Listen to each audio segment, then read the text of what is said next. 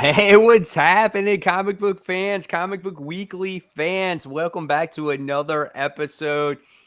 We're here this week. I just want to say that I'm sorry that we left you guys hanging. If you guys are looking for the link or you saw the live show and there was no live show, but I had an accident and I literally stumbled on my bathroom, like on my own feet. I stumbled into the bathroom door. I hit my nose onto the bathroom door.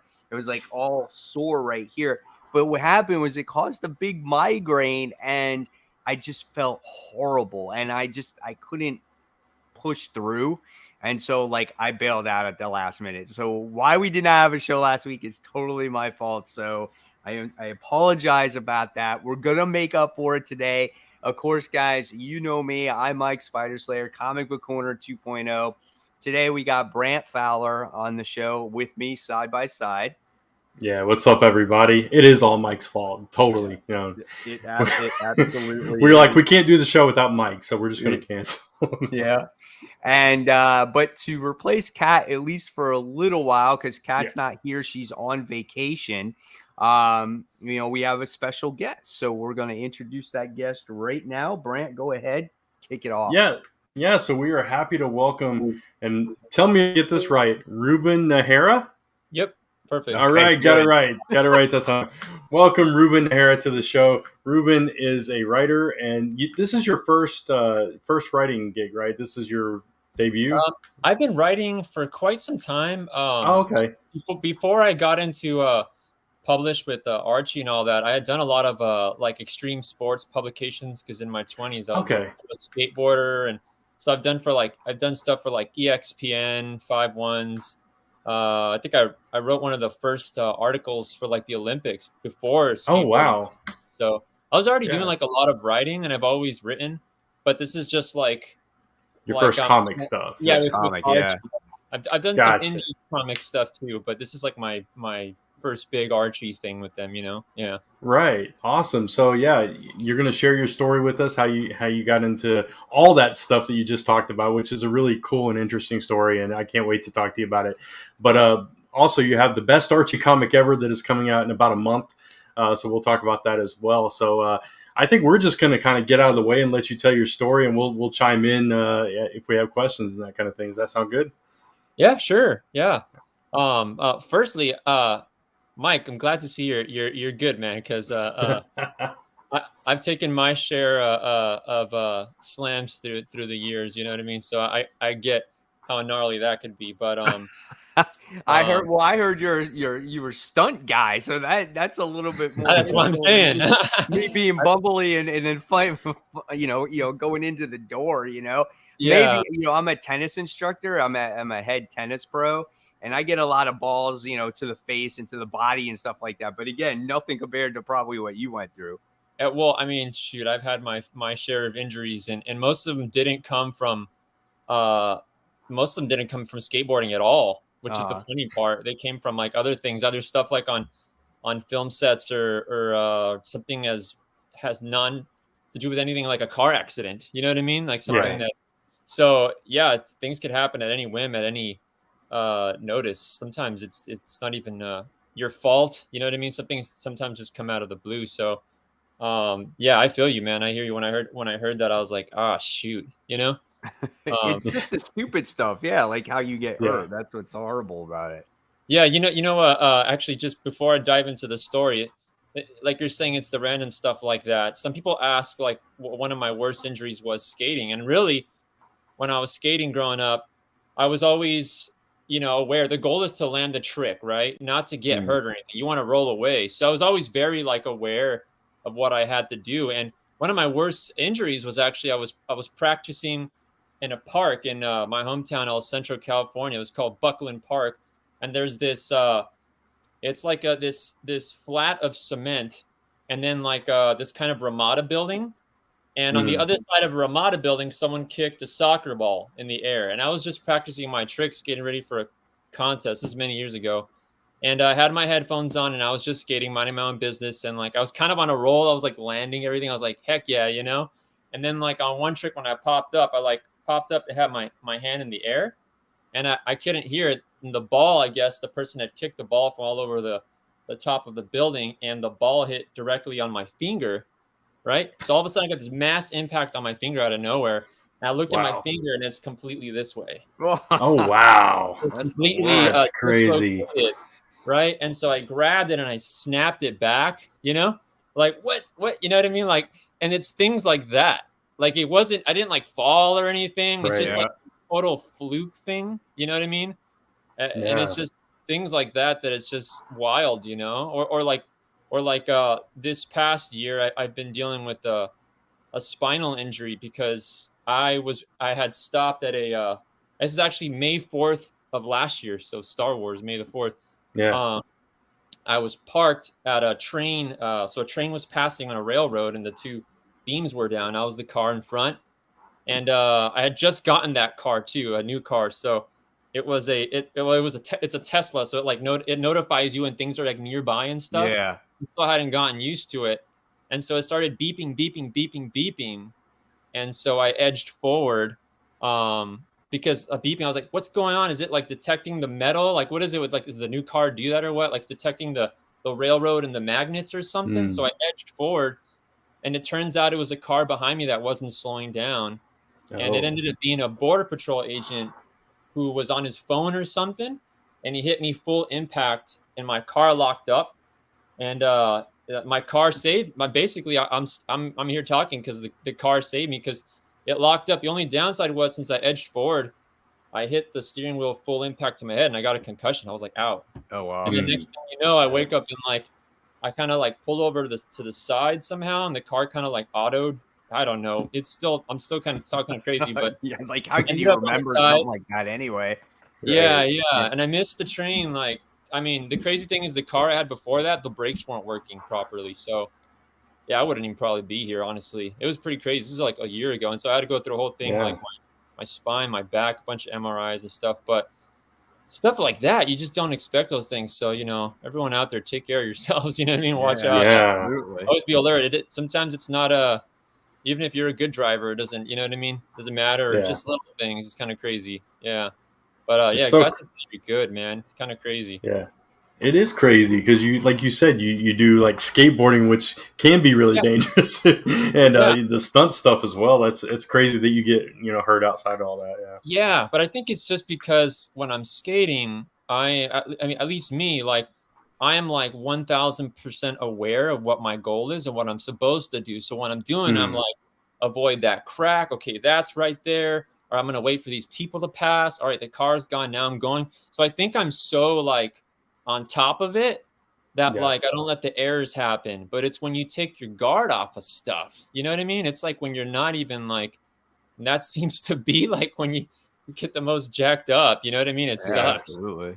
Yeah. So yeah, I never really had any injuries like actually like skating, you know what I mean? So I'm pretty fortunate for that. But yeah, it's just other things. It's so wild, dude. Yeah, crazy. But yeah, sorry for that tangent, but I just it's fine. Yeah. You never know. Like things like that happen, you know what I mean? My brother used to skateboard a lot when he was a teenager. He's almost 30 now. When he was 14, he was he never had an accident, never fell or anything. This other kid threw another skateboard at him, and he fell and cracked his skull open. And it was a pretty scary thing at the time. But it's just crazy because he had never had any kind of problems before that. So.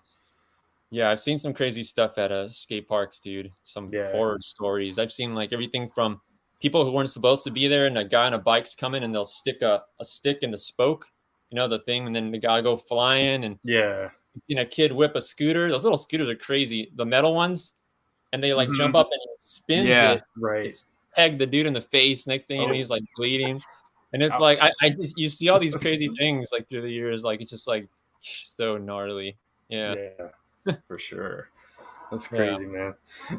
It's crazy. But go ahead. Yeah, no, I mean, I just so I mean, kind of spinning back until I got into all this. I mean, I've always been writing since I was.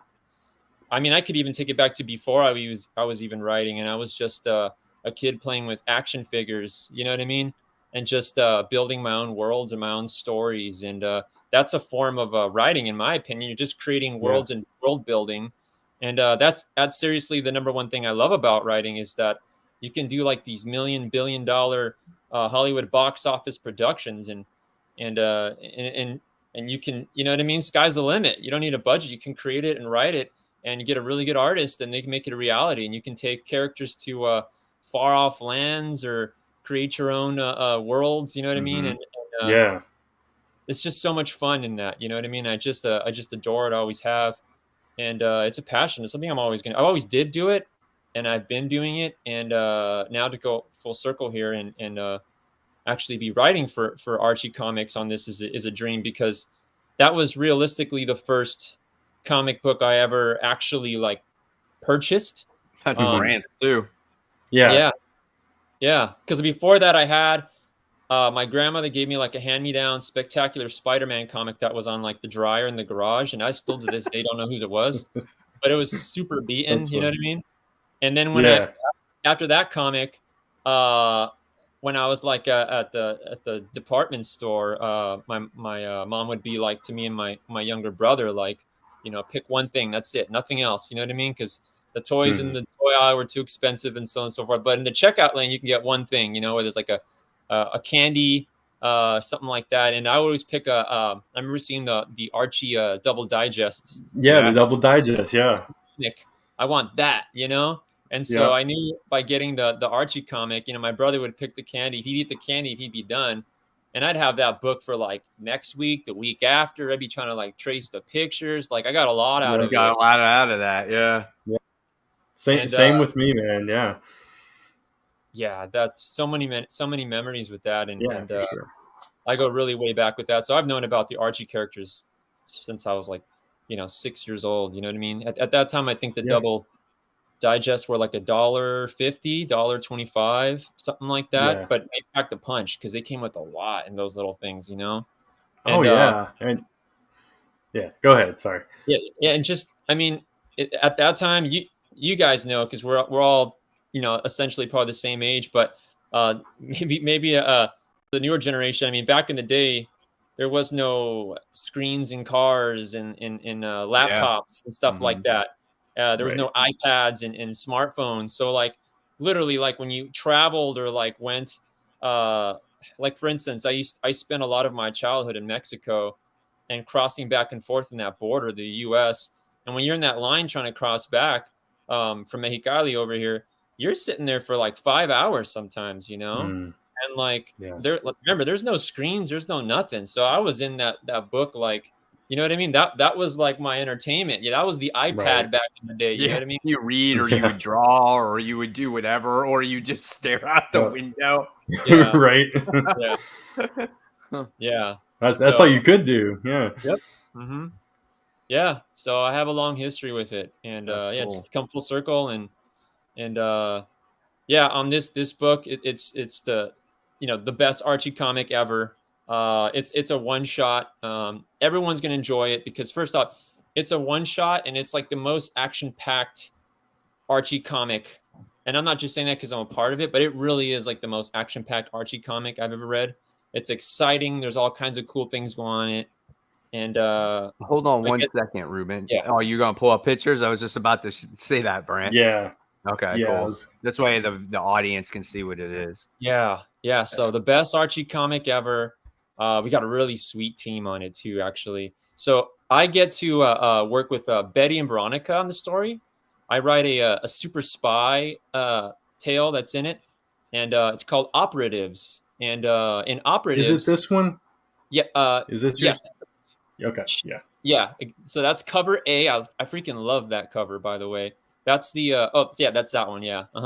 Yeah. So Tim Seeley did the cover. Georgia Sposito did all the artwork for my story. So we were partnered together on this. And a lot of you may know Georgia from the Doctor Who comics for Titan. Mm-hmm. So she's the one that does a lot of the interiors for those. And she's the one that I was partnered with. And it's a super spy story. Think like the if you like all the femme fatale movies, like the Luc Besson films, or like, you know what I mean, anything like that with a female lead, just action packed. That's what this is. It's a cool story, and we have there's actually a first appearance of a villain in this book. Oh, wow. Big Carp. So I got to create him in here, and he's like the mob boss leader. They got like these little fish hook insignias. It's pretty cool. Mhm. And yeah, that's my story that I got to write in there. And then there's also 2 other stories in here. One written by Fred Van Lent. Some of you know him from like the Valiant stuff. Mhm. I think he did like Archer and Armstrong, stuff like that. Yeah. And then Yeah. the artist on that one is Tim Seeley, which we all know Tim Seeley, you know. Yeah, absolutely. Of course. Backslash and what do you do? Nightwing. He did a lot of stuff actually. Yeah. And they do the story that has the super Archie character that's here. And Right. that story is called Once We Were Heroes. So that's Tim Seeley and Fred Van Lint. And then the other story that's in here is the one done by Jed Daugherty and Aubrey Sitterson, and that's the Jughead the Bulgarian. So it's like Okay. Jughead is like a Conan kind of, you know. Yeah. I love this cover though. It's definitely eye-catching, because if you sat there and you were like never an Archie fan or something Yeah. like that, and you'd be like, Yeah. you know, you're used to Archie just being like you said, Archie Digest in the stores or whatever, and you see this and you're kind of like, wow, this looks different, you know. So this would entice you to pick that up. Yeah, definitely. I wonder if I have shoot, did I keep it right here? Let me see. I actually bought the original artwork when I saw really? it for sale. Yeah, I was like, dude, this Nice. is my first published. Let me see if I got it right here. Yeah, sure. Dude, that's crazy. That's cool. All these stories sound really cool. I like seeing like when you take characters like that and do something completely different with them. Mm-hmm. And they've done that, you know, over the years with Archie, of course. And it's always fun to see different interpretations of the character.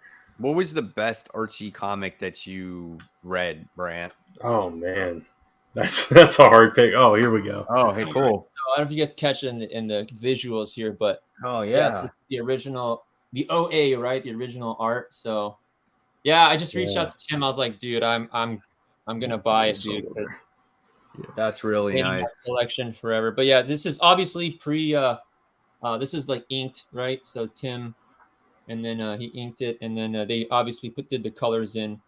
I think Matt Hearns did the colors for this one. Nice. He did it digitally, obviously, but yeah, pretty cool, man. I love it, man. I'm gonna frame this bad boy, and it's gonna stay in my PC for life, you know. Yeah, that's something that you don't get rid of. I mean, it's a project you worked on, so it's like, and you have a chance to get the artwork. That's pretty badass right there. Yeah, that's pretty cool. Yeah, really nice. So you've been you know, I read that you were a comic fan and you had your own comic book store. Yeah, so actually, and you know what? Actually, I don't think I've publicly said it yet, but we just got nominated for our second Eisner. Oh, nice! Congrats. Yeah, thank you. Yeah, Metahumans Comics. So this is our 7th year. On May 2nd, we hit 7 years in business. Wow. So Okay. yeah, so and it unfortunately the first year we got nominated for an Eisner was the year the pandemic hit, so we didn't get to attend the celebration because there was none. You know what I mean? Figures, yeah. But I don't know. With the world's getting a little better now. You know what I mean? Little by little, and hopefully that everything will change. Obviously, they're gonna bring back the convention, the big conventions, right? They're already starting to do that. But we've been around 7 years. There was no comic book store in our county. I know this sounds weird, but there's nowhere to buy comics before I opened the store. Mm-hmm. So I had 2 types of customers that would come in when we first opened. Either ones who have never touched or read or physically held a comic book in their life, or people who hadn't had one for like over a decade and they used to collect. Wow. They had, you know what I mean? So it was really interesting, and I absolutely loved when we first opened, because just people like, they would come in there like, I don't even know where to start. You know what I mean? So we were like curating and kind of building a community here with that. And yeah, we're still here. We're still moving. We made it through the pandemic. We did everything we had to do to adapt. All the online sales and everything, all the online auctions. We adapted. We did everything we had to do to stay open. You know what I mean? As a brick and mortar store, which is tough. You know what I mean? Yeah, absolutely. But yeah, we pulled through, and just really proud of the store. That's great. How big is your store? Like, how many square feet is it about? Well, our store actually was pretty huge before, but when before the pandemic hit, we kind of like we were still open, but it's kind of almost like we hibernated. We actually moved into a smaller spot. So our store right now, which we're still in, is actually a really small space. It's not very big. I actually have the square. I had to fill out a sheet for the Eisner. I had to put the square footage on it, so I can't remember off the top of my head of our current spot. But if you look at photos like online, you can kind of see it looks just packed, but it's because it's not too large. You know what I mean? Right. Yeah. It sounds like my shop too, because my shop is really compact also. Yeah. So it's small, but you go in and you're just like looking everywhere, like whoa, like it's just so much. You know what I mean? Even the posters on the wall make you feel like it's really full. But yeah, we just got comics, action figures, new comics, old comics, key issues, new figures, old figures, whatever's coming out, we got it. Whatever, we might have a vintage Ninja Turtles. We might have, I mean, we've had crazy stuff in there. We've had like Amazing Fantasy 15 in there before, you know, first Spider-Man, everything from that to like, you know, CGC graded books, you know, crazy 9.8s of stuff. And then just stuff that comes out on regular release, you know what I mean? Just 3, you know, cover price books. So we're pretty all over the place. Also because we buy collections and stuff locally when they do come up. So it's always changing. You know what I mean? You have online presence as well? We do because we in the past we've done a lot of store exclusives. So with the store exclusives, I mean we've worked with Marvel, DC, IDW, Image, Valiant, Dark Horse, pretty much everybody you think of. We've done store exclusives with Dynamite. Gotcha. Yeah. We've done all kinds of books through the years. With the pool of artists that we've had that have worked with us and stuff has been pretty incredible. We've had like Joseph Michael Linsner did our Batman cover. David Nakayama is a good friend of mine. He did our Nonstop Spider-Man, and he did our He-Man. We did a book with the one that Kevin Smith did. And actually, Kevin Smith signed a bunch of our, like a good amount of our books that we had for our Masters of the Universe variant, which that one actually is sold out for us like quite some time ago. But yeah, we've done a lot of stuff. I really like the Ninja Turtles one we did because the artist who did that cover is a friend of mine. His name's Dave Garcia. He did the original Archie Ninja Turtle comic. Oh, wow. Oh, man, that's crazy. Yeah, that's cool. I have that. I still have that to this day, I think. So that's cool. My roots with Archie run really deep because those are the turtle comics that I read. The Archie me too. Yeah, those Archie ones. Yep.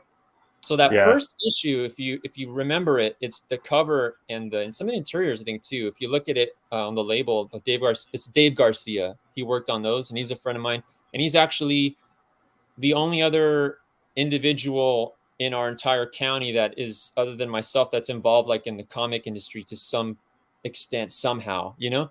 And back when he used to do the Archie stuff, the Turtles, and he also used to work on The Tick for a while as well. Yeah. So he's a friend of mine, and when we had that shot to do that turtle book, I hit him up. I was like, "Would you like to draw the turtles again? First time in, you know what I mean, X amount of years, decades actually." And he was all in, and we did that cover. And the funny, cool thing is, like, on our variant for TMNT number 100, on the bottom right corner, because he knows I like Mondo Gecko. I've always been a fan of Mondo Gecko. A skateboarding lizard, and he drew me skateboarding with Mondo Gecko. So like, there's this little skater guy with the striped shirt. It's a little Easter egg, you know. That's awesome. And the coolest thing is Peter Laird, who's co-creator of the Ninja Turtles, actually he approved it, loved it. He was like his favorite little tidbit. I like how you added that, and then, you know, Dave and them were telling him like, that's actually supposed to be the owner of the store and stuff like that. So for personal reasons, that's like my favorite variant we've done because it's really special. Just all the linkage that goes in between, you know. Yeah, that's awesome, man. That's cool. And then everyone in the chat here, we got the link there. So if you want to go on to metahumanscomics.com, you can definitely check it out. That's the cover. That's it, right? Yeah, that's on the bottom right. I can zoom in. Yeah. You can kind of see him right there. Yeah. So I'm skating with Mondo. It's pretty cool. That's awesome. That is funny, dude. That's awesome. Really cool. Really cool. It's this little Easter egg that's in there that people probably won't even catch it, but once they know what it is, they're like, "Holy shit!" You know, they're like, "Oh, yeah." They'll catch it afterwards. That's awesome. cool thing is that cover is actually a homage to the movie poster. Yeah, that's right. Yeah, that's right. Yep. But now Jenica, the new turtle's coming out of the sewer. It's her time to come out of the sewer. Right. Join Yeah. this, so pretty fun cover. Yeah, that was absolutely. fun. What would you say is your? I mean, you've been reading comics for pretty much a very long time. What's your favorite character? Man, I got a lot. I guess I go by like it's funny because my three favorite characters in Archie are Betty, Veronica, and Archie, and I got to work with them, and that's pretty exciting because like I get to like put a little stamp on you know what I mean. And then our awesome editor Jamie Lee Ratante, shout out to her. She's actually the one who was writing Betty and Veronica before, so for her to be my editor and go back and forth with her was an honor, and I really enjoyed that process. She's super knowledgeable, super helpful. So I got to work with my favorite Archie characters. That's them right there. And then I guess I'd have to go by like different properties because I'm such a fan of all this stuff that like I don't really have, you know what I mean? Like if you ask me like DC, I like Blue Beetle a lot, the Jaime Reyes, just because he's Mexican American. That makes sense. Yeah, absolutely. I just think that's so cool. I actually have a lot of the original Blue Beetle art. Like I was probably only got one, so I was getting them like a long time ago. So a lot of like the original Blue Beetle covers. I have those, so I'm actually like really excited for the film when it comes out, when they're working on it. Right? I really like obviously the Ninja Turtles. The Ninja Turtles was a big part. I actually started skateboarding because of the Ninja Turtles. I know it sounds random, but it was the first movie where Donatello and they come out in the sewer and they're on skateboards. Yeah, right. Yeah. That was my first time seeing a skateboard. It was that. It wasn't even like someone around my neighborhood or something. It was that. And I was like, what are they doing? And I was looking at a turtle doing that. And then I wanted one. And then my first skateboard was actually a Ninja Turtle bootleg skateboard from a swap meet. Nice. It wasn't even like a real brand. It was a bootleg. So the turtles were miscolored. They were like blue and like, it was so, bootleg. It's like, it's probably worth a lot now because a lot of those Star Wars bootlegs and all that stuff has a market. But like I have a long history with the Ninja Turtles. I have some like Ninja Turtle movie props. I'm like that big of a fan. Wow, that's good. Yeah, nice. That's cool. That's really cool. Yeah. And then just super fan of that. And I actually have one of the props I have, but I haven't. It's like in a cargo container, but since I'm probably going to be moving, I don't want to take it out to wherever its final destination is. But it's Leonardo from the first movie. Yeah, the actual Leonardo. Yeah. So I haven't taken pictures of anything, but it used to be Ninja Turtles were my my first independent comic. That I ever read when they were in Mirage. Yeah, and I remember like my friend who was also into comics, and I was just getting into comics because of him. Really, he was just like, you got there's these things with Teenage Mutant Ninja Turtles, and they're pretty badass. They got like swords, and they got this bad guy by the name of Shredder, and it's black and white. I'm like, what? Yeah, and so we started looking at all this stuff, and like, man, this is great. And I remember the first Teenage Mutant Ninja Turtle comic that I owned was Teenage Mutant Ninja Turtles issue 5. Nice. The reprint, the reprints with the who are they? The Triceratop guys. Yeah, Triceratops. Yeah, and that was the one that I wound up getting first, and then I started reading Tales of Teenage Mutant Ninja Turtles. Yeah, but those were my very first ones.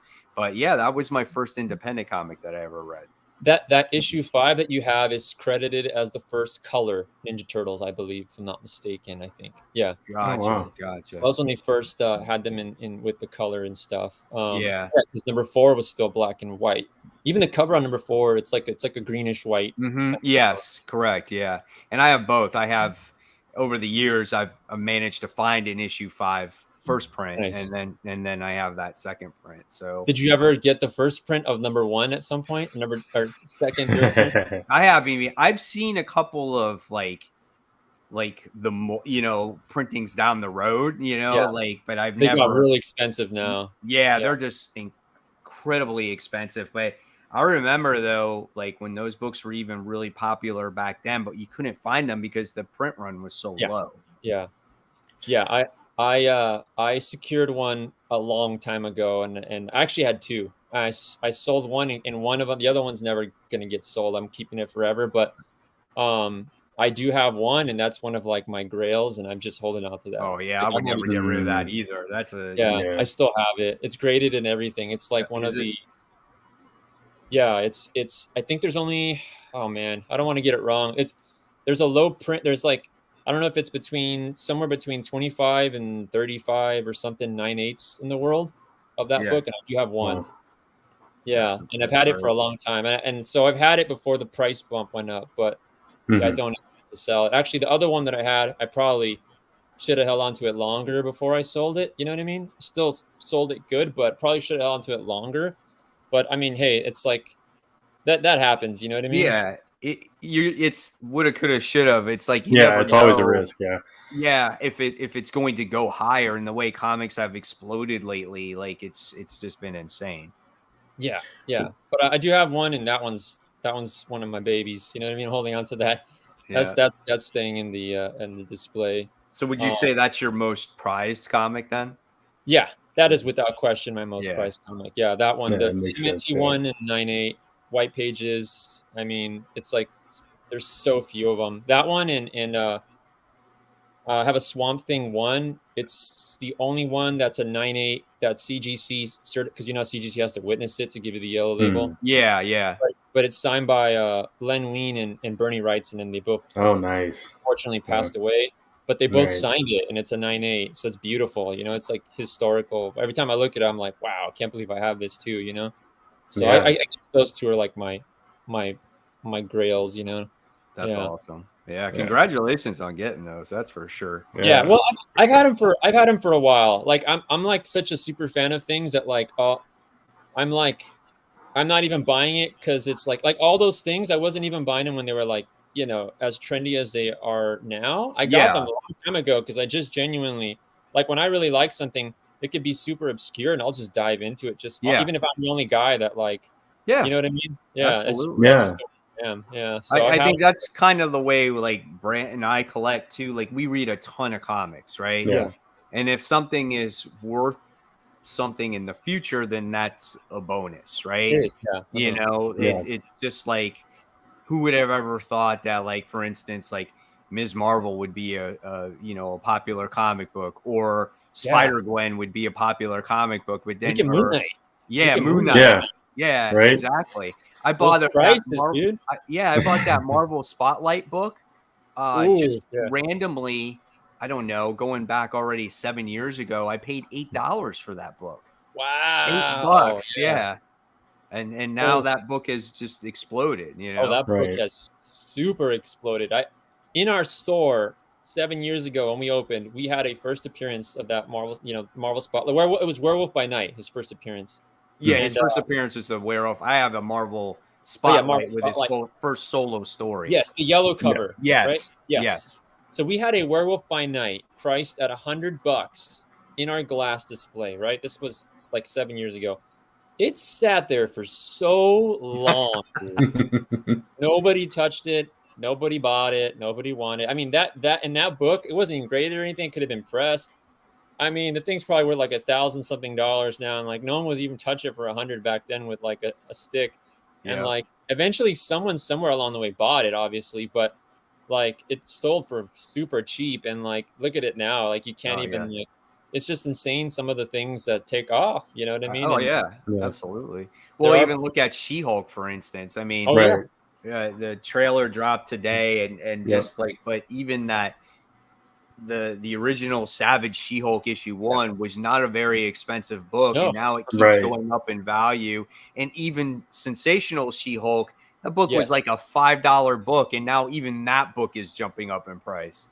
Yeah, those you used to be able to find those 9/8s on that Savage She-Hulk 1 signed by Stan Lee pretty frequently. There was a couple of them signed by Stan that had high grades, and you're right, that thing just boosted in price. I still need to watch that trailer. I actually haven't seen the She-Hulk trailer, but I watch everything that's superhero related. So Oh yeah. Yeah, that's I watch us too. everything though. Like, and even if they say it's bad, I just watch it. Yeah. I'm gonna check it I out. don't care. That's the way I am. Kat's more. She's pickier than I am, but yeah. Yeah, I tend to watch it all. Sometimes if they say it's really bad, I just want to watch it more. I'm just like, Yeah, just to see how bad it is. Yeah. exactly. Yeah.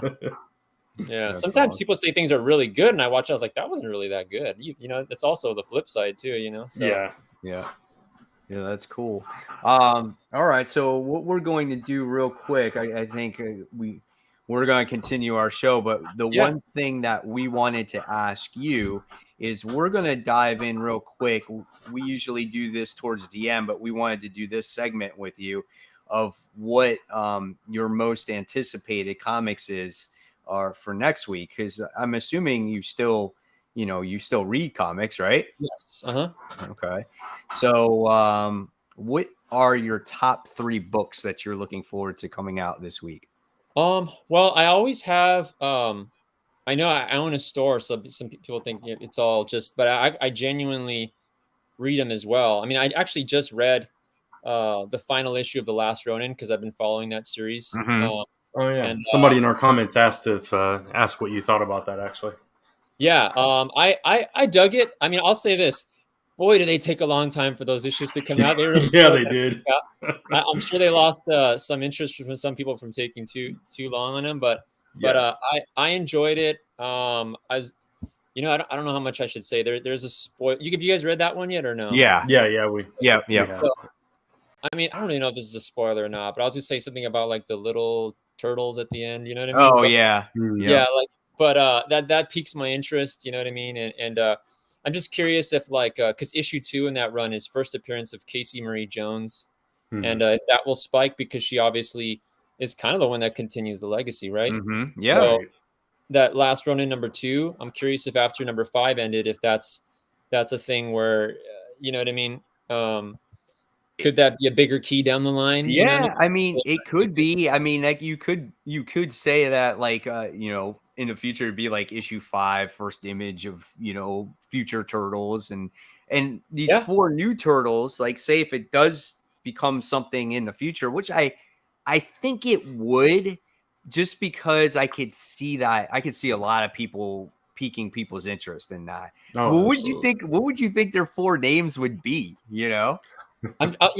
Some other painters, other painters' names. I know, it's funny you're saying that, but I actually kind of I was kind of thinking that like how would they carry on after this? Like, what would be the other painters' names, or maybe some other historical figures from that from that time frame? That'd be pretty funny. Yeah, would they move on from the Renaissance and like do like more modern, artist or something like that? Yeah, that would be kind of cool though. Modern day artists, that would be cool.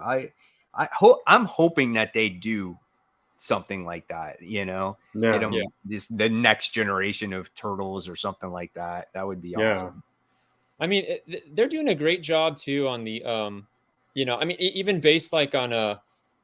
Like you're saying, like what 3 books I look forward to. I mean, I'm really liking that IDW run, just the ongoing. I'm really digging it. But I don't know, just Turtles in general. I mean, I've been such a fan that I just kind of read everything that they put out and just kind of follow it along like that. Mm-hmm. And I mean, I think that's like their well, I don't know. Let's see, because IDW, the G.I. Joe stuff has been going on for quite some time too. Actually, now they're pretty far along with that as well.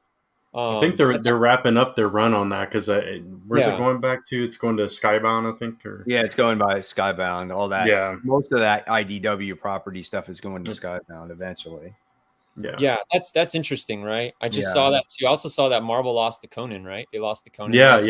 I think they just announced that like today or something. Yeah, I think so. Yeah. But, so that's cool. So Turtles is one. What else?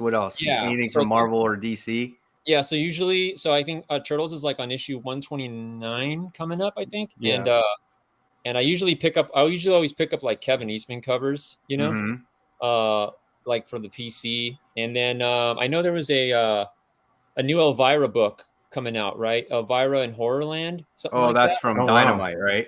Yeah. Yeah. but it's a #1 issue, and Dynamite always has like a ton of covers, right? Oh Yeah. yeah, absolutely. But the books they're funny, they're silly. There's always like who's the artist? I think his name's John Royal. He was doing all the GI Joe Oh, covers. yeah. He usually has Right. cool cover art. I haven't seen the cover to his yet on that one, but I saw that he was doing a cover. And yeah, probably that one sounds fun. And it's a #1, and you're not really like lost. And I haven't followed the other one, so kind of just start from scratch, right? So Turtles, that, and snap. What else was really I mean, because Ronin just ended. What else was I reading right now? I mean, I usually just get the Archie, anything that Archie puts out, like the jumbos, because sometimes they'll put reprinted stories and they'll re-release them, Mhm. And there's a book coming out that Archie has, which has the first appearance of a new character, but that one's not out yet. So usually just that, like another one of the Archie jumbos, just for some entertainment, just read. I like reading the old stories too, Yeah. A lot of people aren't aware, but a lot of those, they're like a hybrid of old and new. They'll reprint stories that existed before, and they'll mix them, and they'll add like 1 or 2 new stories. Mhm. So you're actually getting like new content in those books, Gotcha. and they pack a punch because they have a lot in them. You know what I mean? Right, exactly. We have one of our commenters ask any opinions on Sonic.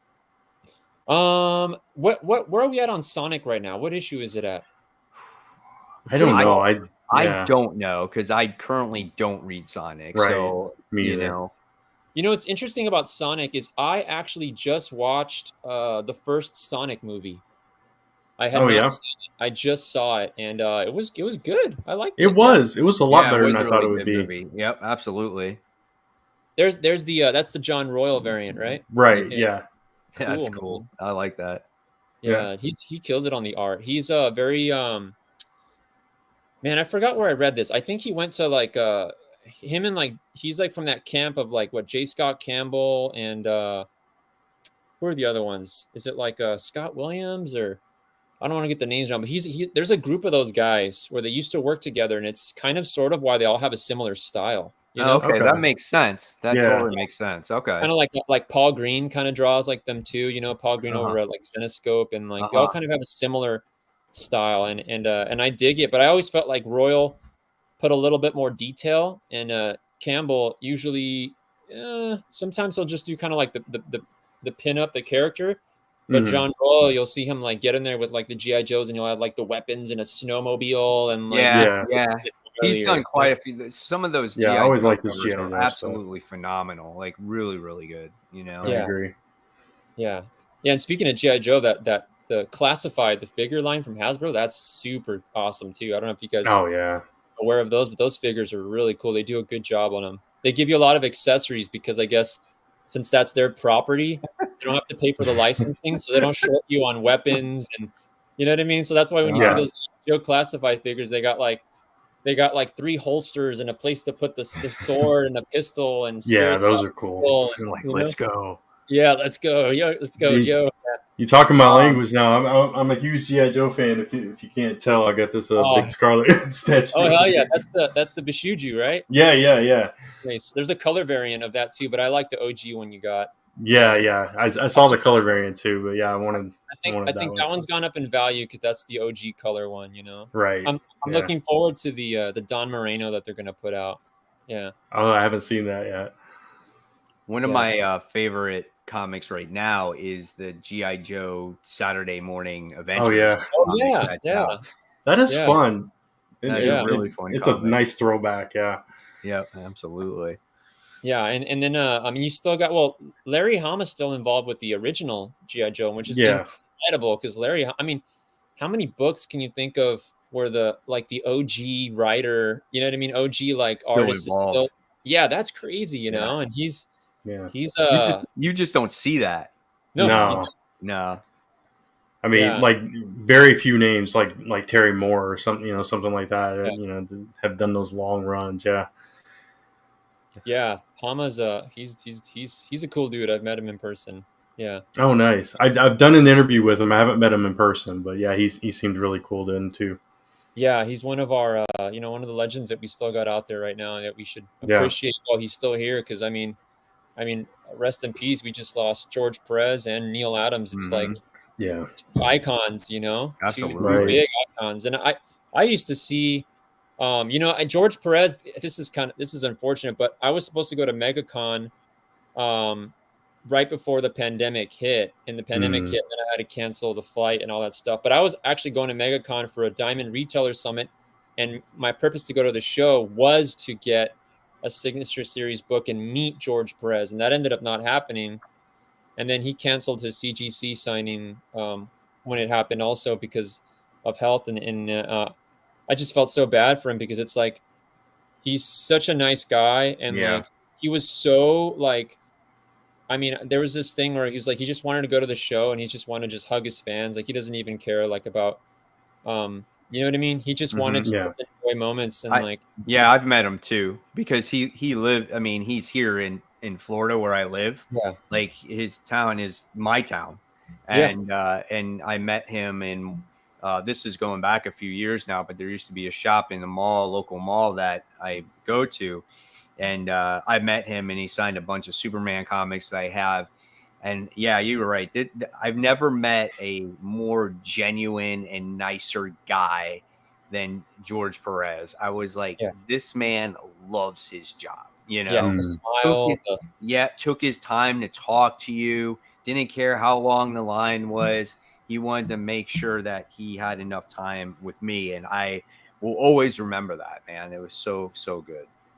Yeah, that's really cool. I've never had the pleasure. I was at one show with him, and the one opportunity I had to like go around and get stuff signed or whatever, he had like this huge line, and I didn't have time to wait in it, unfortunately. So yeah, me too. Me too. I didn't get. I was taking initiative to go meet him, and obviously apparently it didn't happen. But I always wanted to in person. And then Neil Adams is just a force in himself. I mean, that man with business and everything that he did, his work. I mean, he was working like all the time. He never stopped. You know what I mean? Neil Adams is on it all the time. And also, you know, shout out to Neil's son, Joel, too. He's always supported MetaHumans, our store. He's always been a supporter. The whole family is awesome. And I actually did get to speak with Neil numerous times. We actually had a booth close to him at LA Comic-Con one year. And I got to speak with him about just like business and sales and stuff like that, because he always had this really cool booth where it was like his booth. It was like the Neil Adams booth. And like you just go there and just in awe just of all the work he has in there. And he was just not just a great artist, but because a lot of times, you know, we'll have some artists, but they might not be like the best salesman, or, you know, they just want to draw and worry about that. And Neil had it all, man. Like, he was like negotiating and like, and you know, I do a lot of different business and stuff. So I looked up to Neil in that aspect, and just seeing like, man, he's multifaceted, multi-talented, like just a force, you know. It reminded me a lot of like, you know, Stan Lee, like the age that Stan was and the amount of energy that man had, it was incredible. Like, sometimes I would think of Stan like on a day where I feel like I'm kind of like dreary or slow, and then I think like, man, Stan's looks like he got more energy than I do, and he's like, you know what I mean? He's like 80 something at that time, or 90 something at that time, and he's like, you know what I mean? And his joggers. I think that's just the generation, man. I'm like, those guys are just like go getters, man. Yeah.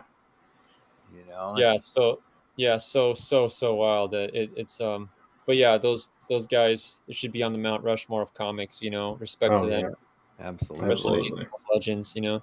Well, we're gonna give you what we're kind of looking forward to this week. Yeah, let's hear it. We have 3 comics, and Brant, we'll go with yours. So, what are your 3 comics that you're looking forward to? Yeah, so Earth Prime's Stargirl. It's a Stargirl issue. It's a one CW show I kept up with. I fell behind on all the rest of them, but I really enjoyed that show, and it's tying into the show, so I'm going to check that one out. And then Savage Avengers. Nice. We've talked about David Pepos is writing it. He's known Cat for years, and he's a cool guy. I've talked to him once, I think, and so I'm looking forward to seeing what he does with Avengers, and finally finding out what in the world they're this whole secret with Thor's secret origin is. Hopefully they'll reveal it in that book. And then Nightwing 92, they're getting back to the story with his sister and Blockbuster and all that. So it's been a long time coming for that particular arc. So I'm looking forward to that. Yeah. Nice. All right. So then mine, I have Thor issue 25. We got that continuation of the Banner War situation. So we're going into the second part of that. First one was like a big brawl that was totally insane. But you got a little bit of kind of like what happened in El Paso, Texas. You know, you found out that the Hulk actually killed at least 17 people, but he doesn't remember why. So, but that fight was crazy awesome in that first issue. And then my number 2 is World's Finest issue 3. So you got the Batman, Superman, Supergirl. You got Tim Drake in there. It's like a mini DC universe of almost like how DC kind of used to be. That's what it kind of reminds me of, old school universe. And I love Dan Moore's artwork in that book. It's so well done. It's beautiful. Yeah. Always love his work. And then my number 1 most anticipated, and it was delayed last week, and now it's coming out this week, is Life Zero issue 4. That book is awesome. I mean, Keto's artwork in that is amazing, but it was like at first you thought it was this Walking Dead type of book, and then yes, it has Walking Dead elements, but then it can become so much more. Instead of them being in this farm town avoiding zombies that are in the big city, and they got to rescue the daughter, and their team is starting to kind of turn on each other, and it's just intense. It reminds you of like a horror movie where you're walking around the corner and then it's a jump scare that happens. It's a beautiful book. I love that series so much. I don't even know how many issues is it. Do you know if it's like an ongoing or a mini series, Ruben, by chance? Isn't that one a miniseries? I thought it was, but it doesn't have it. For me, it doesn't seem like it has a definitive ending on it. Yeah, I think if I remember correctly, I thought that one was a miniseries. Yeah, I'm not sure. It doesn't say. You know what I'm saying? Yeah. I thought it was 6 issues, but I could be completely wrong off of that.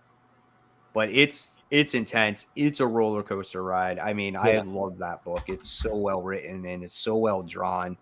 And some of these indie comics are just really hitting it out of the park right now. Yeah, they definitely are.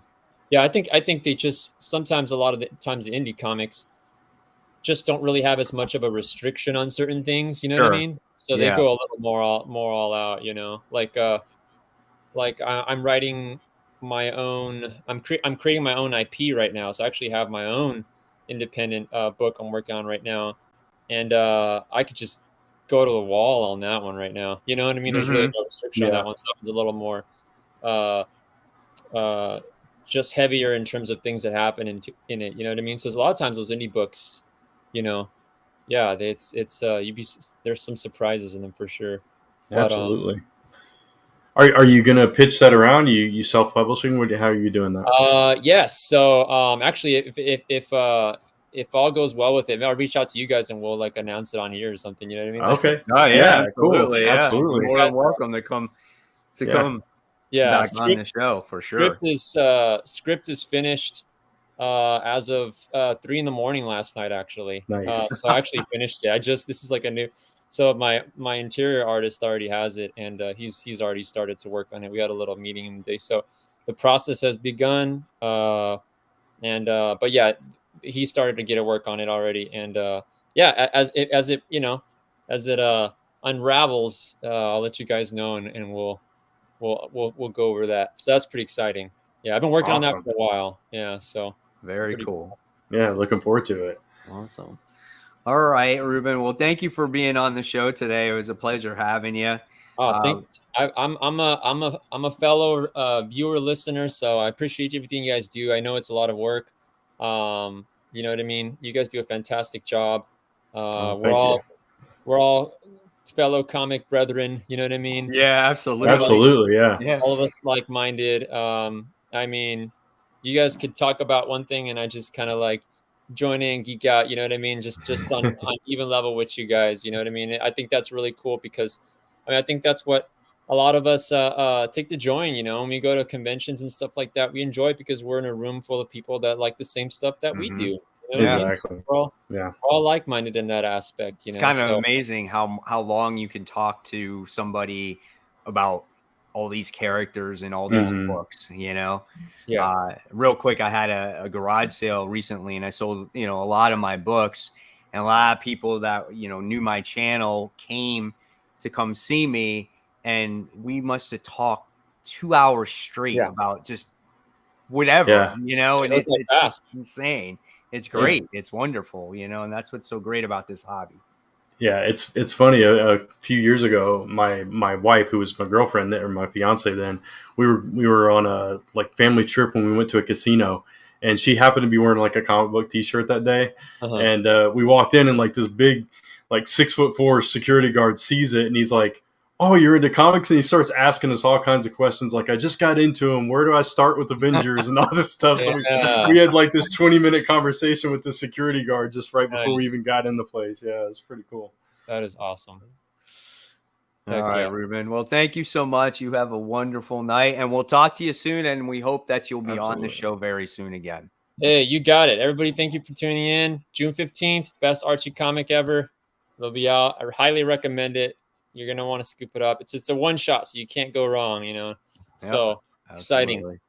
All right. Absolutely. Thanks, everyone. I appreciate all of you. All right. Thanks, Good Ruben. night. Talk to you later.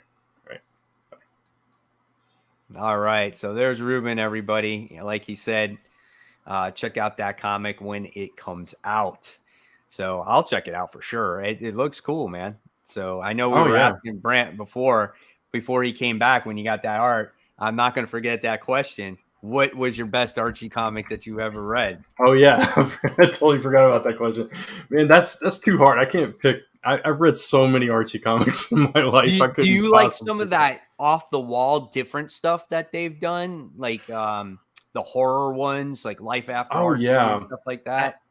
yeah. After what was it? Afterlife. What is it Yeah, called? Afterlife with Archie, or whatever the actual Life title was. I After can't Archie, remember. whatever it was. Or the Yeah, werewolf one where Jughead was a werewolf.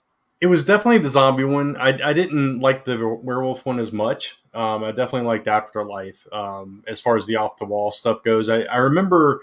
I'm not saying it's a great comic, but I do remember like reading the Punisher crossover, and I was like, Archie and Punisher, you couldn't get two different forces combining, and that was kind of fun. But we talked about the TMNT crossover earlier too.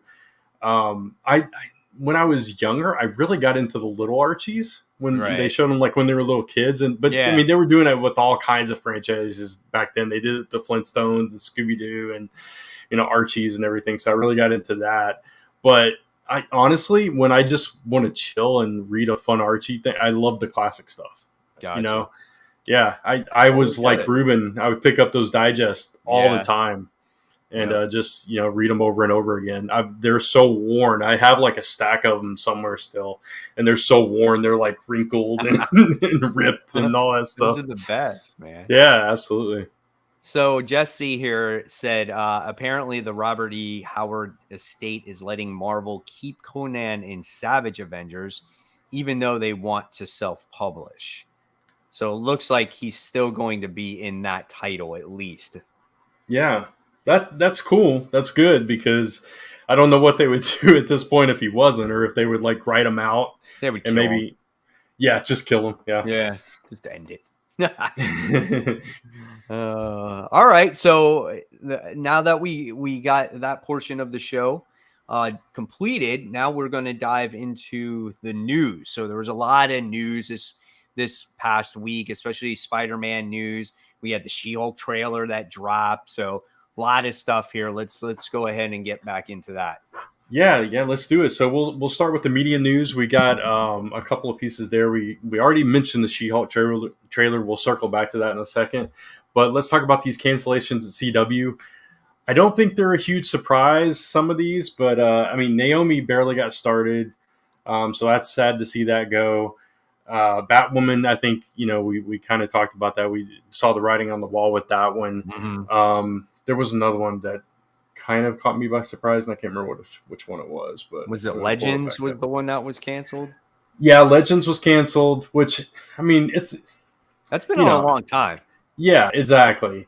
Like the reboot of Charmed, the reboot of Roswell, those are gone as well. Oh, the 4400, they tried to reboot that show. That's an old USA show. Okay. They tried to bring back. It made one season or like 13 episodes, so like half a season. It's gone. I think Stargirl is still on the bubble. We don't know yet.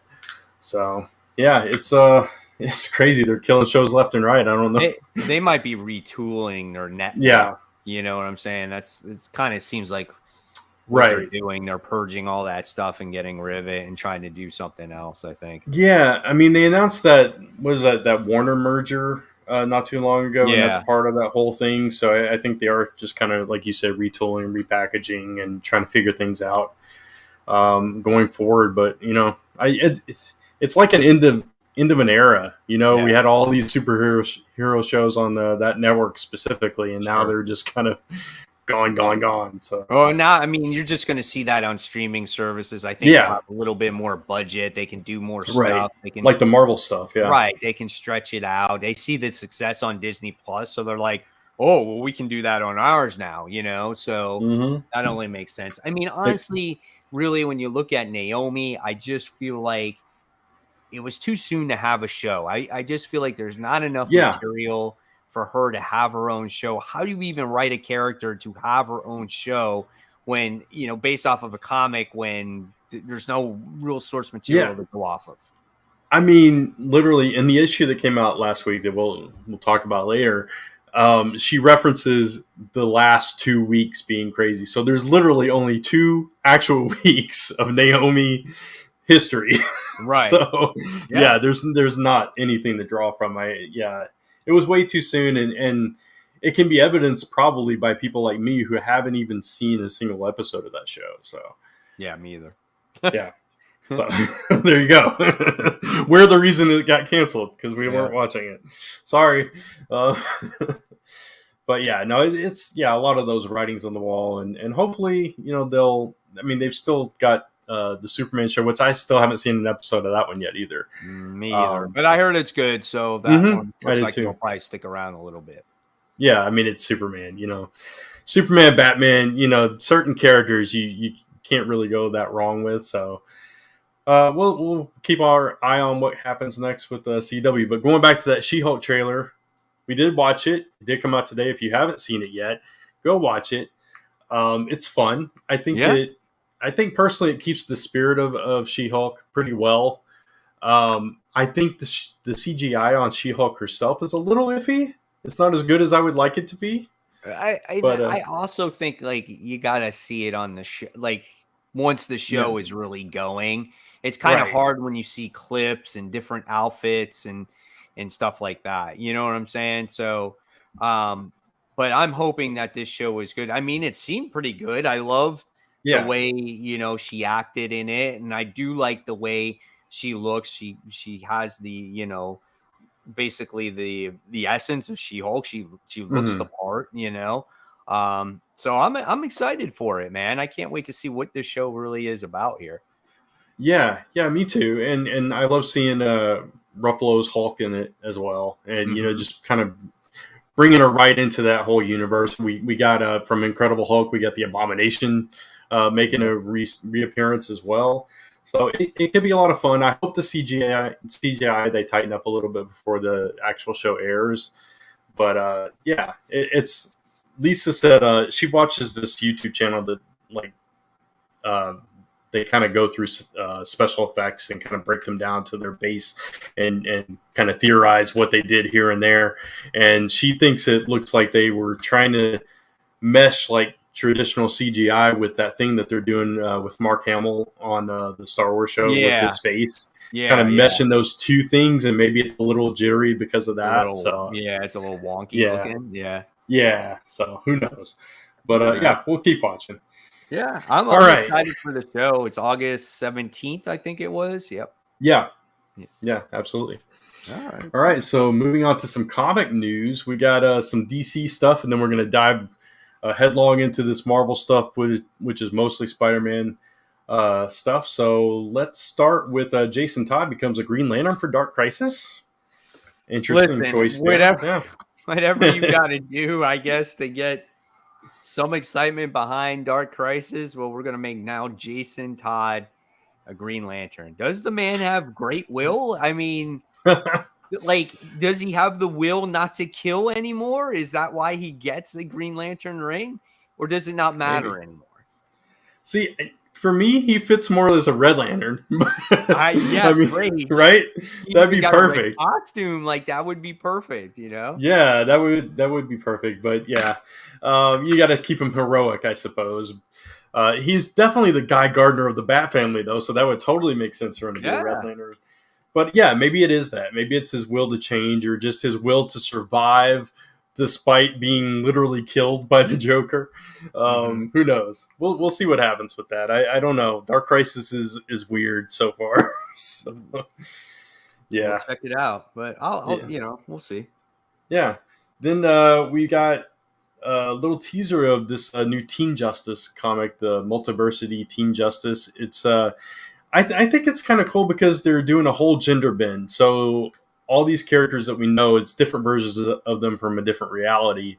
Where now you have, I think it's Donald Troy instead of Donna Troy, and things like that. And they're also different sexuality preference and stuff. From different Earths, and they're just gender. Yeah, right? right. And like Jess, Kid Quick is the character that we saw in Future State as part of the Justice League.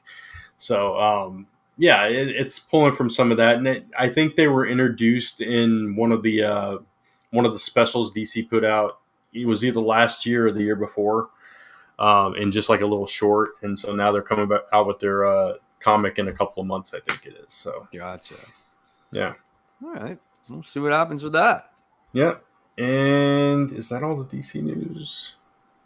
Yeah, I think that's all the DC news. All right, so moving on to the Marvel stuff, we got the first Transmutant joins Marvel and interacts with the X-Men. I think Emma Frost comes into the story. The character's name is Escapade and has a sidekick. Yeah, so that's cool. That's definitely continue breaking ground. Weird powers, like she can swap items and transport with another character.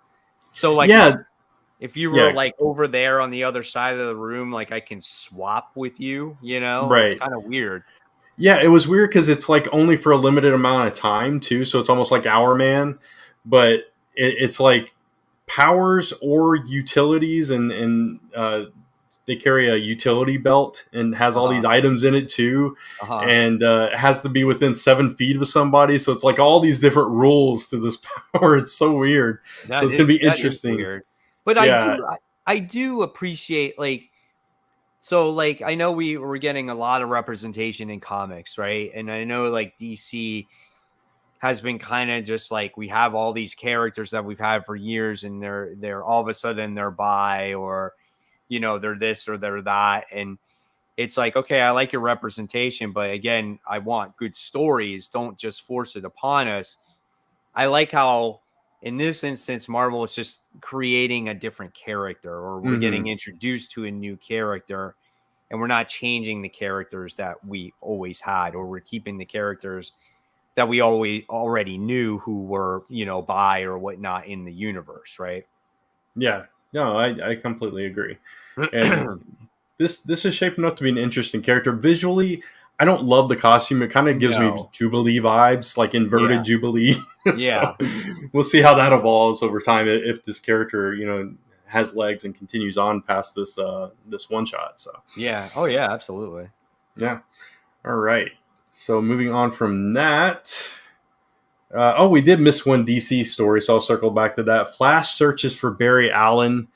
That's a new arc coming up in the Flash series, which could lead to what comes after Dark Crisis, or where these characters are, because apparently Barry is still alive somewhere, or he wouldn't be looking for him. So, of course, like Flash of course, be the center around right a DC event, right, and could be the answer to everything. So yeah, we'll see what happens.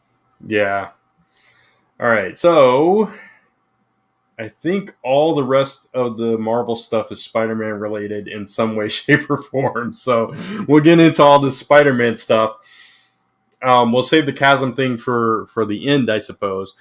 So this one's from last week. Mary I'll Jane. answer this question real quick. Oh yeah, before we go for it.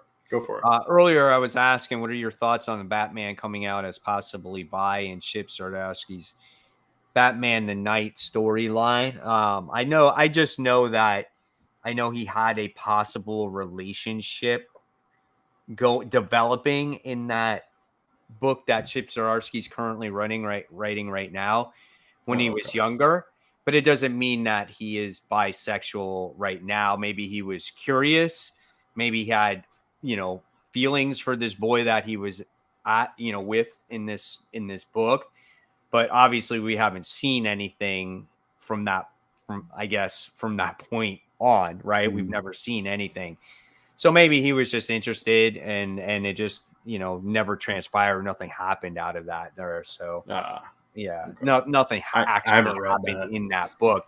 It looked like that they were possibly going to kiss him and this boy, but they actually never did. And then nothing happened after that. Okay. Yeah. It'd be something to follow. So right. We'll see what happens with that. So going back to that, Mary Jane is a mutant. This was from the Free Comic Book Day book.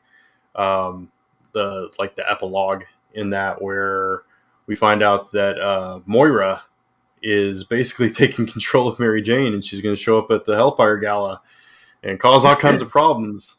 So that's interesting. So the big speculation on this is that I never finished reading that Moira book that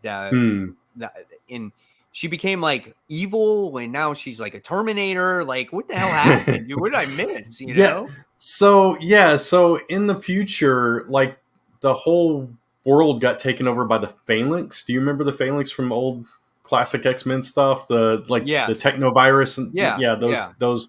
Yeah, so everybody gets taken over by that, and that Wolverine that came back in time to kill Moira or whatever was infected with all of that. So now Moira is kind of that. I think she has part of Adam Warlock's arm or something, and that so it somehow turned her into this. They cut it off, right? Mystique cut it off. No, remember when she was in a hotel room and she cut it off? Oh yeah, you're right. She cut that off. I don't remember then. She was in some kind of lab with some kind of scientist and having him do something. I don't remember. Somehow she got another arm. I'm kind of foggy on the details. Yeah, she slowly kind of transformed. She wound up skinning Banshee, and she wound up using Banshee's skin to invade Krakoa or something like that. Yeah, is that what it was. Yeah, she got really twisted and messed up. That's basically what happened. Now, I guess there's a thought that she's going to do the same thing with Mary Jane. Yeah. Man, that's some dark shit if that happens, right? Yeah, definitely. And oh man. This is going to be a much more interesting Hellfire Gala, I think, this time around.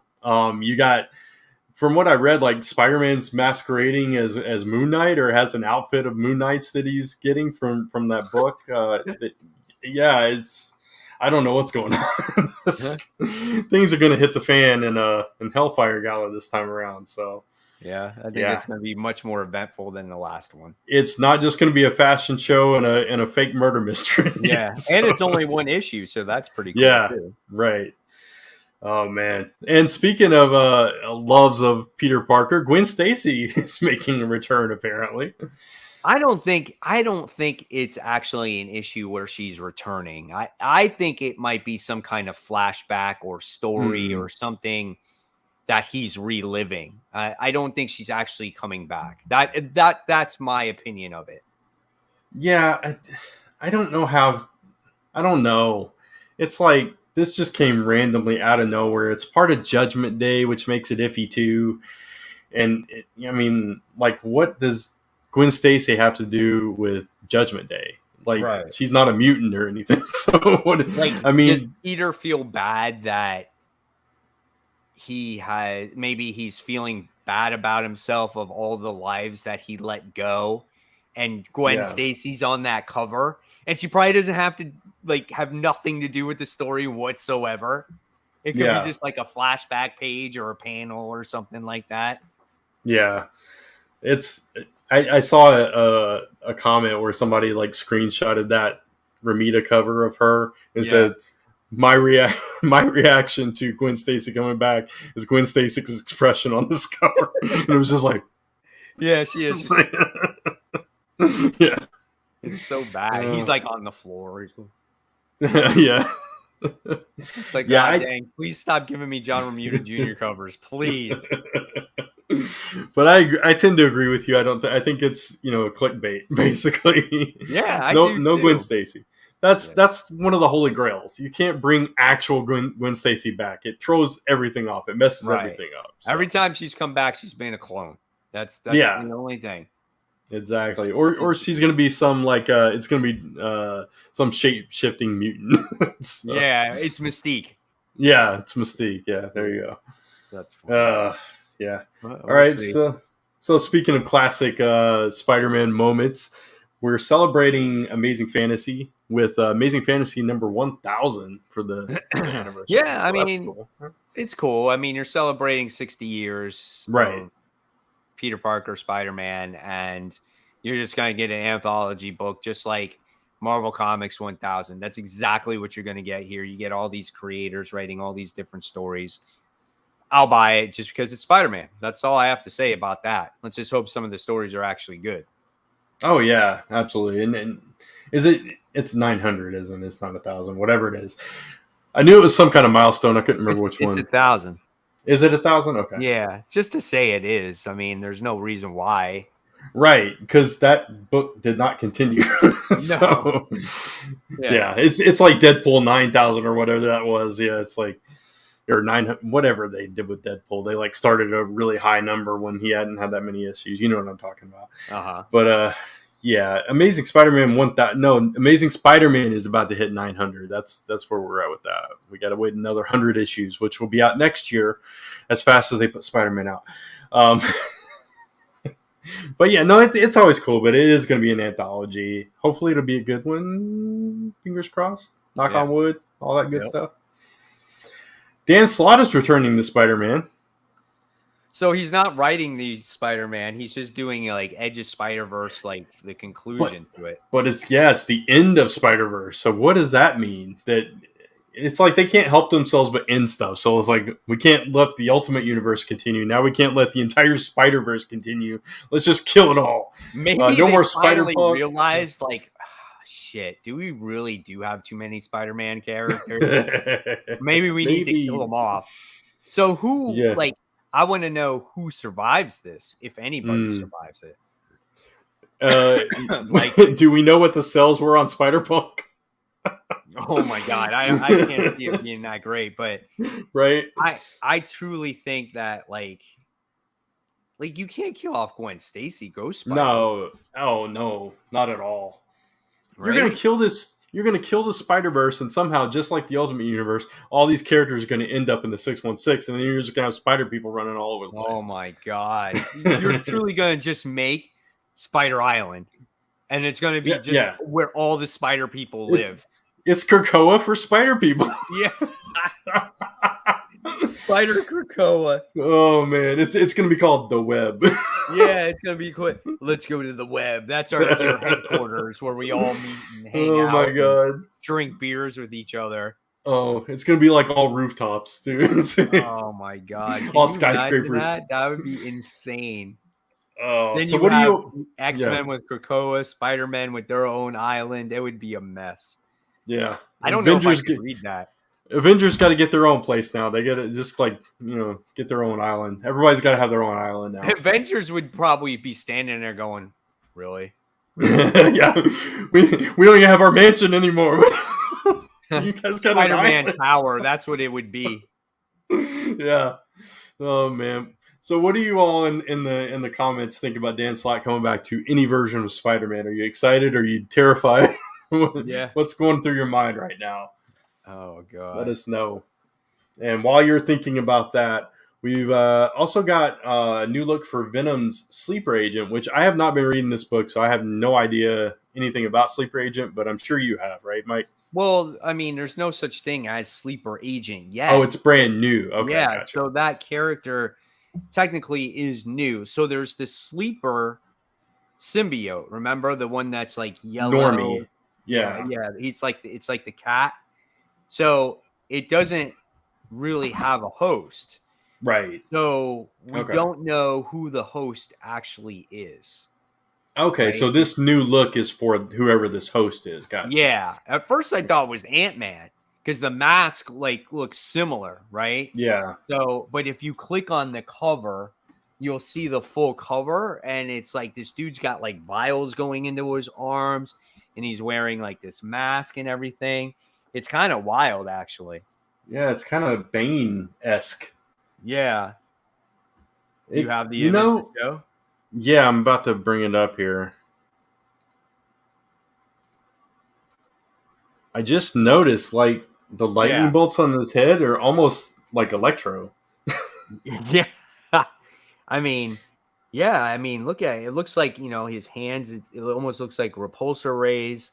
But yeah, he's got all these vials going into his body and whatnot. So I'm like, oh, that's quite interesting. So the Sleeper symbiote attaches to this character. Okay. Why, I don't know. Is it good? Is it evil? I still don't know. But it looks like he's bad. It does, yeah. Okay, Tevye thinks it's Scorpion. That's a possibility.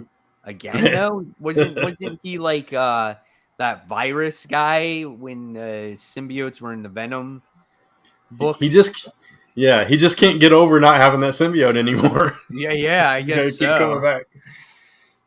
I don't know. Like I said, I mean, it's taking notes from different things. Like you mentioned, the repulsor rays. That's an Iron Man thing, but you got Electro vibes, Wolverine vibes here. I mean, they're pulling from a lot of sources here. They're keeping us guessing, is what they're doing. Yeah, absolutely. Here we got would make sense. He did have the symbiote. Yeah, That's true. So any other guesses out there? Yeah, has anybody worn any kind of vials or taken any kind of chemicals like that we know of? Nope. I mean, I don't know. So when is that? Yeah, when is that supposed to? Like, when is that arc supposed to start? I forgot. I don't know if it was August or July. I don't remember. August. It's issue 11. Starts with issue 11. So keep our eyes on that as well. And then that brings us to our topic of the week, which is Chasm teaming up with the Goblin Queen, the unlikely alliance of the clones. Yeah, exactly. I mean, this is an unlikely alliance. You would never expect in a million years that these two would actually team up to go defeat Spider-Man. So if you read the free comic book day issue, right? You wound up seeing Spider-Man. It's so stupid too.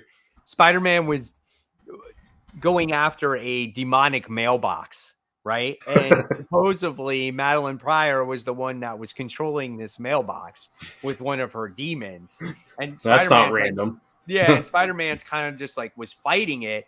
And then he winds up getting blamed for destroying federal property. And he's like, but this thing was possessed by some kind of goblin. Like, I don't know what's going on. And then here you got Chasm, and then you got Madelyne Pryor working together going, oh, yeah, that was pretty cool. And it kind of is an interesting concept because they are both clones.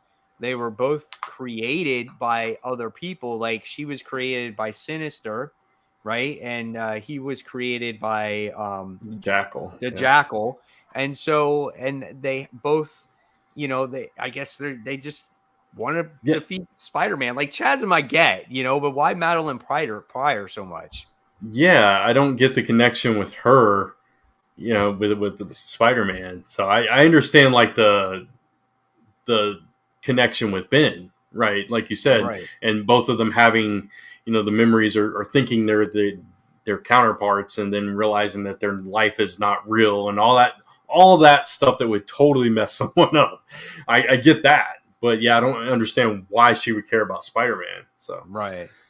I mean, out of these two clones, Ben Reilly and Madelyne Pryor, who do you think has the better story? I think it's Madelyne Pryor. Technically, I think it's pretty deep for me. Yeah, her story is really deep, and there's a lot of layers to it. There's a lot more people involved in that whole thing with, her relationship with Havoc and with Cyclops, and and the whole thing with Jean Grey and everything else she's been through with Sinister and being hunted down and all that stuff. Where Ben, it was just like, I think I'm Spider-Man. Oh, I'm not Spider-Man. Oh, I am Spider-Man. Oh, I'm not Spider-Man. And who am I? What's my identity? Yeah, it's the same thing over and over again. Yeah, and now I'm Chasm, and that's who I am. Now I don't even know who I am at all. Period. I'm just not freak. Yeah, not saying it hasn't been traumatic for Ben. Obviously, it has, and that whole thing where he was killed over and over again by the Jackal, that would take a toll on anyone, I'm sure. But yeah, I agree with you. I think Madelyne's story is a little bit more deeply rooted, I guess. I mean, think about it. She married Cyclops. Yeah. They had a kid. Mm-hmm. The kid is Cable. Yeah. So there's a lot of baggage there. Yeah, for sure. And then just kind of being ousted, and you're not the real person, and then all the other stuff that happened after that. Yeah, so I can understand why she was pissed off. About all that stuff. I just don't understand why she's mad at Peter. We'll see. I guess we'll find out. Yeah. Hey, again, we're always looking for different stories, something new and exciting. That's true. And so if these two are teaming up for a purpose, then hey, why not? They share a similar problem, so why not team up and defeat the people that are that are against them? So maybe they're teaming up to take on Peter now, and then maybe they'll team up to take on like Cyclops later. I want to see now. This is the wrestling fan of me coming out. I want to see now Chasm and Goblin Queen take on Peter Parker or Spider-Man and the Queen Goblin. So mixed tag match. Here we go. Let's get it on. That would be awesome. Oh man. So that is our main topic, and that is all our news. So it's time to move into some big books. All right, let's go. We're yawning here. Let's go an hour and a half into the show. Yeah, we'll get through these kind of quickly so we don't stay up too late. And plus, I got to get to bed too. All right, so let's talk about Hulk versus Thor Banner of War Alpha 1. What'd you think about this? Honestly, I don't think I enjoyed it as much as you did from your comments earlier. So I'm hoping that the rest of the story is better. Obviously, this was set up. You had to tell the story. The framing of it was a little weird to me. It's like, isn't the Watcher like being strapped to a chair and reliving all this stuff? That's what I thought. I thought they kind of forgave him in the last issue of the Reckoning War. So I don't know. I was thinking the same thing, but him chilling out and eating popcorn, I'm like, hey man, hey, whatever. Yeah, so it's like if you're coming in this cold and you haven't read Thor or Hulk, that's cool. They gave you all the you need to know to set up this, but it was like, okay, let's fight. It was like a video game. That's what this issue was. It's like throw them in an arena, let them fight. And they're both talking to people you can't see. You don't know what's going on. So it was fun. It just wasn't what I was expecting, and I thought it would have a little bit more meat to it. Is all. I think it might as time goes along. Yeah. This wasn't in my top 5 though. So even though I had fun with it, it wasn't a top 5 book for me. Gotcha. So I read it. I liked it. The thing I appreciated the most, like you already said, was getting readers caught up of what's going on with these characters, and that's good. That's really good there. All right, next, the continuation to the first story arc of Crossover. So this was an interesting book on like Donny Cates not being the one responsible for all this. Yeah, so many levels. Like that stuff I believe was real, like the stuff about his character that he talked about, and it's just like, man, that's like himself out there, right? That goes beyond meta. That's just like autobiographical or biographical or whatever. Absolutely.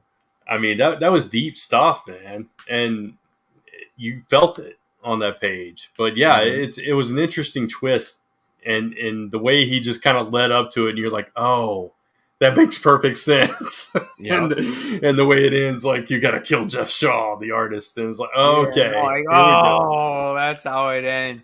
I mean, and Yeah. I felt bad for Donny Cates just sitting there bleeding out. He got smacked in the head by Negan. I was like, I almost had a Glenn moment there, like when I was Right. reading The Walking Dead. You know, I was like, damn, that's Yeah. rough right there. But it was a very emotional book. It, like you said, is like an autobiography. It was like, hey, documentary. This is all about Donny Cates here. And I was just like, man, that's just intense. So great book, great ending to the first story arc. We'll see what happens, you know, going forward with it. Oh man. Yeah, if you guys are not reading crossover, if you dipped off in the middle when it got a little slow, these last few issues have been killer. Oh yeah, absolutely. Definitely. All right, here's a book that I promised that I would read, and let me tell you, it was Jurassic League issue 1. And I want to tell you, this book was good. Was it good? Really? It Okay. was good. This is a perfect book for you to read with your kids or anybody. This was an all ages book. The artwork was really good in this book.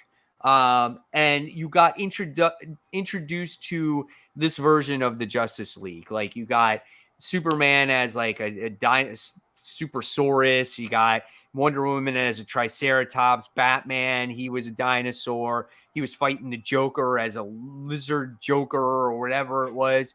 And the art was phenomenal in this book. I had a really good time reading it. And this is basically a setup issue of you getting used to this Justice League, of this version of it. And, you know, it's not like they just like, let's draw some real scribble scrabble, blah, blah, blah, blah. Good art in this book. This was definitely a surprise pick for me. And I'm definitely going to pick up the second issue. And this reminds me of cartoons, action figures, movies. This reminded me of Teenage Mutant Ninja Turtles. That's exactly what this reminded me of. Yeah. Wow. Really good stuff. That's cool. I'm glad you enjoyed it. It sounds like a lot of fun. Yeah. Awesome. All right. Let me see here. Feels like my comments aren't coming through here all the way. All right. Next, we have our number 5. So let's do this. Let's talk about the big books first, and then let's just run down what our top 5 was. So we'll just do that real quick. So let's go on and talk about Captain America: Symbol of Truth, issue 1. What'd you think about this book? I thought it was better than I thought it would be. It wasn't great, but I think the pacing of it worked really well. The way that they interspersed like the action with the train heist and then flashback to Sam and Misty talking, and I really loved those moments more than the actual action. But you know, I thought it was a little easy that you know the connection that Red Wing had to somebody on the train. I thought that was a little easy, and maybe it's you know on purpose. Maybe there's a reason that they were targeted or whatever. I agree with you though on that. Like it was just like, oh, out of all the people in the world that's on this train, hey, it's my cousin. Yeah, exactly. On that train, I'm like, dude, come on. I love the action in this book. I love the artwork in this book. I did not like that part of the book that we just talked about. And I also didn't like the whole Crossbones reveal at the end. I was just like, Crossbones. I'm like, that was a little lackluster. Yeah. Yeah. I'm like, that's your big cliffhanger, you know, a character that we've seen 1,000 times. However, though, I liked it enough to where I'm still going to keep reading it. Yeah, same. Yeah, I thought the same thing. No, at that end, I was like, Crossbones, really? We couldn't get somebody different or a little bigger or something. Right. But yeah, it's not without its flaws, but it's definitely better than the last Sam Wilson Captain America book I read personally. So you know, I'm on board at least for now. So we'll see how it goes. All right. And next, we're going to talk about that. Well, you're going to talk about Batgirl's issue 6. Yeah, and I'll keep it brief. This, I mean, you know how I feel about this book. It's like I love the characters, don't love the story. This was kind of the conclusion of that. It was the big boss fight, basically. So Stephanie almost dies. They think she's dead at the end, but then she turns out not to be. So they're all okay, and they're going to move forward. And now, what's her name? The one what is her name? The Seer? That was in that other story where she took over for Oracle. Yeah, she found them because they like went completely off the grid for this book, and that's, you know, they were hiding from Seer. So Seer finally found them, but came asking for their help, and that was the cliffhanger in the book. So that was interesting, and that got me hooked to keep on. I'm like, okay, what does Seer need their help for? So that was cool, at least. So it was a fun conclusion, I suppose. Okay. All right, cool. All right. And then next we have Nocterra issue 10. So what's going on here, man? So we get to see like kind of how like Blacktop Bill was created, and then he runs into his, like, I guess they were his peers and now they're his enemies. And the whole place has gone dark, so it looks like we're getting these big creatures going after him. And this is the penultimate issue because it says to be concluded at the end of it. Yeah, it does. So yeah, they finally got the location to Eos where everything can supposedly change, but they're all trapped in this dome now. Yep. And it's dark, and you got these big giant mega creatures coming out of the water at them. I mean, it's going to be an all-out wall-to-wall action issue, I think, next issue. I don't see how it couldn't be. So, like, but where do you go from there? This up in one issue? I mean, they would have to fight off both the Nocturnes that are in there with them and the Megas, and leave and get to Eos and save the world in all one issue. So, unless it's concluding the arc, and then we're going on to another arc later, that's the only way I could see how they could conclude this. So they just conclude this part of it, and then we're on to Eos for the next arc. Who knows? Right. Yeah. I mean, it's very possible, or even a second volume. Yeah, that's true. You could do that too. Go to Kickstarter for that second volume. Yeah. There's a question on here. Did Brant read 1 Billion Genies issue 1? I loved it because your anticipated is peaked at the end. Yeah, I actually did read it. Did you read this, Mike? Yes, and we'll talk about it. Yeah. All right. So we'll talk about that one. Right. Stay tuned. Yep, stay tuned. All right. So now we're going to move on to X-Men issue 11. There's another X-Men issue. That's all you can really say about it. The art was pretty. Yeah, the art was pretty. It's on Game World. Laura gets possessed by that mushroom dude, you know, that fungus guy. Yeah. And this Dr. Stasis dude winds up being a Mr. Sinister character. Like, I did not see that coming. Like, God damn, it's a clone. It's a clone of Mr. Sinister. And all we get is clones of other characters, and we get resurrections of the same characters that die 1,000 times. This book, X-Men, is just not in a good place right now. I agree with you.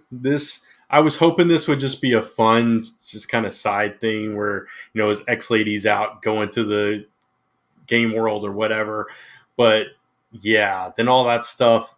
The one cool moment in this issue for me was when Sync was using the Wolverine claws, and he was like, I've been Wolverine longer than anybody alive, because he was trapped in that thing, in that maze or whatever, with Laura for all those years.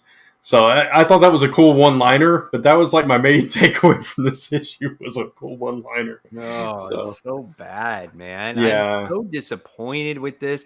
I really am hoping that this Judgment Day thing, I hope they freaking destroy these X-Men, do something that is just universally changing the X-Men in general.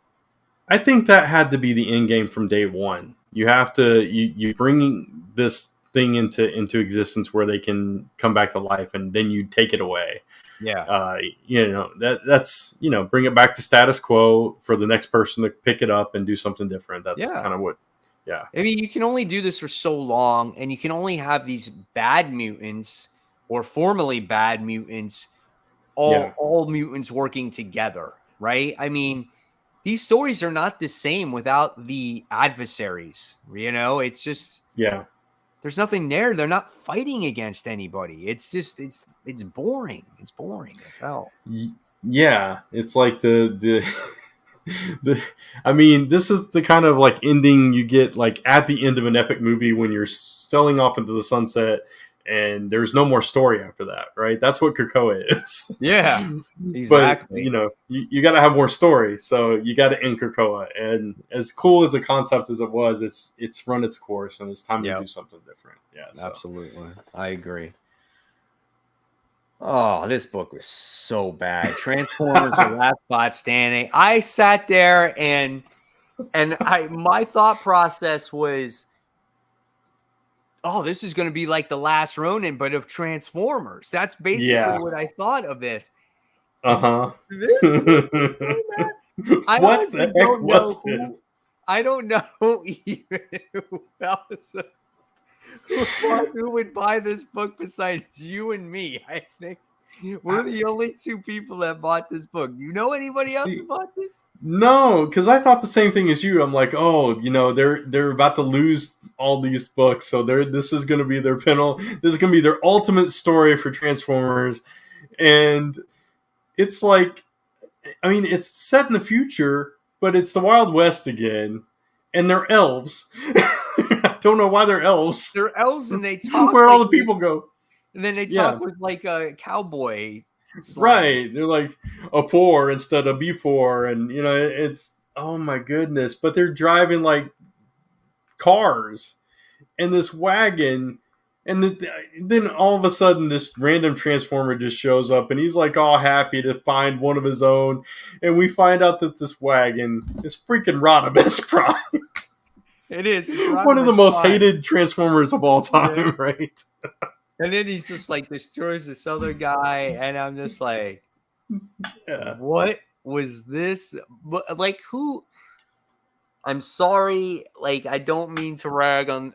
I don't want to rag on a person who wrote this book, but this, I don't like. My last thought process here was thinking that I was going to get a Western book with elves and Rodimus Prime in it. Right? I never thought I was going to get that ever.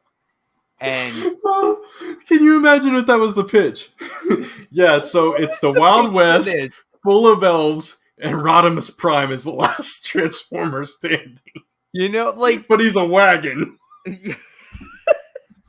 I want to know, like, when the pitch happened, right? They sat there and they're like, listen, I don't think we can make the meeting tomorrow. We're just really hungover. And the guy's like, listen, I got this. I got it. I got to be there. It's the only day I can get it. And it's like, okay. And they're just like, we'll go with it. Yeah, I mean, it's just, I do not see this. I can't, I'm like, I'm just blown away by what this ended up being. I don't even know what to think about this anymore. We got a super chat. All right, super chat here from Supreme Omega on X-Men Status Quo. Thank you. Do we have to go back to the mansion again? That would feel tired and regressive. Maybe someone could do something new out of Krakoa. So I totally agree. We don't have to go back to a mansion. And we could even have a different place where these mutants live. But at the bare minimum, get rid of the resurrection protocols. Yeah. And have all these mutants disassemble. Having every single mutant together in one place, disbeliefs, like, it just doesn't, to me, it doesn't work. All the work that Claremont has put into all these characters, it doesn't do this. It doesn't do any justice here for any of these guys. So I love the altruistic message in all the mutants uniting and finding a commonality and having this paradise from its entirety. Yeah, but the problem with it is the X-Men only fight other mutants typically. when you take away their villains and the villain hero dynamic in the books, then they have to fight other heroes, which is why we keep going back to Avengers over and over again. They've never, so like occasionally you'll bring in like the Shi'ar or, Gladiator and the Kree, or you'll bring in like the Phalanx. So you'll have random things, but those are few and far between. Yeah. Usually it's mutants against mutants. And when you take that completely away, you have what we've had on Krakoa, which is political, posturing is basically what it's boiled down to. And while that can be interesting and can be, fun to read or watch or whatever, after a while it gets old and you got to do something different with that. Sure. And especially when you're talking about superhero comic books. And so I think we're at that point where we need them to have either have like a real threat that, all of them can combine and war against, or they need to split up and start fighting each other again. Yeah. You got to do something. Yeah, exactly. I mean, you said it right. The goal was to get the mutants to come to a common ground and work together. That was always the goal of the X-Men. So when that happens, sunset goes down, and that's it. The story's over. Now, now that this has happened, how does the story continue? Right? Yeah. And so I think it would be very interesting to see Xavier's dream realized, then kind of come to that realization that it's not really all that great, and when it falls apart, how that breaks him down and how it kind of divides them all up again. Yeah, divides them all up and kind of reverberates through all of mutantdom. And what does that do to everybody? Do people change sides all of a sudden? Do they have new direction, or they feel differently about things? Are you going to see people, that were not X-Men become X-Men, and people that were X-Men, go off and do something completely different because they don't believe in the message anymore? I think you could do a lot from this, and you need this to be able to do that. Mm-hmm. It's just if they actually take that ball and run with it or not. And you know what the X-Men lack right now because of all this? There's no character growth at all. Yeah. The characters have stopped growing. They're just stagnant right now, and there's nothing to latch on, It's right. like what you've known from these characters in the past. So and it's just stagnant. That's really what it comes down to, Yeah. So, all right, that's our X-Men stuff. And there's our Transformer stuff. God, I'm not buying that second issue. My God. All right, so now we're going to talk about it. 8 Billion Genies issue 1. This book was freaking fantastic. Yeah. I am so happy I read this book and decided to pick it up. At first, I did not want to read it because based off of the cover, it looked like some little kid's book. But I was just like, you know what? The concept seems pretty interesting. If you had one wish, what would you wish? And of course, everyone gets a little genie. Everyone gets a wish. And some people don't even think about that wish. And you can see in this book what they wish for. And it's absolutely insane. And they don't see what the consequence is, with their wishes. But what I liked about this was the character work in this book as well. It's like, it starts off as a joke. You get like, these people walk into a bar and then all of a sudden genies appear. What happens? You know what I'm saying? Yeah. It almost starts like that, but you get the wise man in there that right away he gets his wish.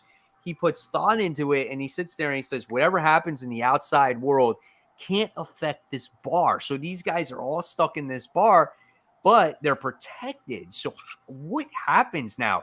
Do they get to see the earth die and get destroyed? And how do they live going forward? And what are their wishes going to be? And what's the world's wishes going to be? I love this book. I thought this book was great, and I loved seeing every single page. I really liked like when they would do the insert pages where it'd be like, okay, 8 billion people, 8 billion genies, and then they shift to 8 billion genies, 799,999,000. There was like one person gone. It's like, okay, so somebody just wished somebody dead just immediately. Right. Yeah. So, And did you notice that and the world was square? I did not notice that. I didn't Yeah, catch that. Oh, so wow. in the first one, it was like obviously you got to see all the genies. The second page, it was that 799 blah blah blah blah. Yeah. But the world was square. Okay. So I Someone wish wished for for the flat world that Earth. was Yeah. square. Oh man, that's hilarious. Yeah, and you got to see both thoughtful people and people acting on their base instincts in this. Mhm. So like the teenager is like, I wish you'd both burn in hell, and then they're just like sitting there that their parents are gone. And the girl who's like one of the main characters in the first of the story, like the guy brings her out, he's like pouring his heart out to her, want to be with you, and her genie appears and she's just like, make Brian love me. It's Yeah, like, and it was the man, other that guy, was and he's like, cold. "What?" That was cold. Oh my god, it was so Yeah. crazy. And her wish didn't even come true. It was wasted because she wished outside of the bar. Right. I also thought it was interesting from a coloring perspective. You saw the genies like when they were like, I don't know, frustrated, their emotions were changing, their bodies were changing colors. You know what? I And didn't even notice that. That's interesting. yeah, so like somebody was like, I forget who it was, but one character was like, going over what they want to wish for, and and the genie was just like exasperated, and their body was like 2-3 toned. It was like changing different colors. So I wonder if that leads to something further in the story. Like there's something more to these genies than just like these little wish things. And I also wonder why nobody just wished for more wishes. There might be, Yeah. or you wish for to steal everyone else's wishes. Oh, that would be brilliant. I mean, but Yeah. maybe that's against the rules. Maybe you can't do that. I don't know. Yeah. They didn't define any rules though. They were just like everybody gets a wish. And Right. Yeah, exactly. I mean, my first thing would be like, I want like a million more wishes. Yeah, You know? exactly. So yeah, it's a very interesting book, and it definitely has me intrigued. And especially when at the end it's like, see what happens in the first 8 days. It's like, oh, if this all happened in the first 8 minutes, Oh, I can't wait to see what happens in 8 days. Is there anything Floating left? castles, people that are giants, people who got Yeah. Bigfoot loaded with money in it. Like it's insane. Loved it. Yeah. It's limitless what they can do with this book. Oh yeah, so good. The one thing I didn't like was at the very end, it kind of took me out of the story. I wish they had left this like for the letters page or something like that, where it was like, what would you do if you got a wish? And what would you do? And it was like, okay. Oh yeah. I didn't like that, but that's, Right. that's a nitpick. Yeah, I agree. All right, so there's our 8 billion genie. So I'm gonna just briefly touch on Moon Knight, Black, White, and Blood issue 1. Little 3-story comic book about Moon Knight. One was introduced a new Moon Knight well into the future, the last priestess of Khonshu. So you got introduced to that character and a new character that he works with. So I think people were kind of specking on that book a little bit. And then you got a story with Moon Knight and Spider-Man, which I thought was a lot of fun.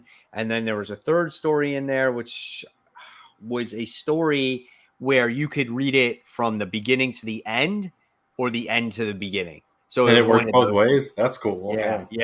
So that was really neat. So overall, it was a fun issue to read. Nice. All right. So now we're going to move on and we're going to talk about Grimm issue 1. Oh, you didn't read this? I did not read this. You didn't even. Wow, this is a good book.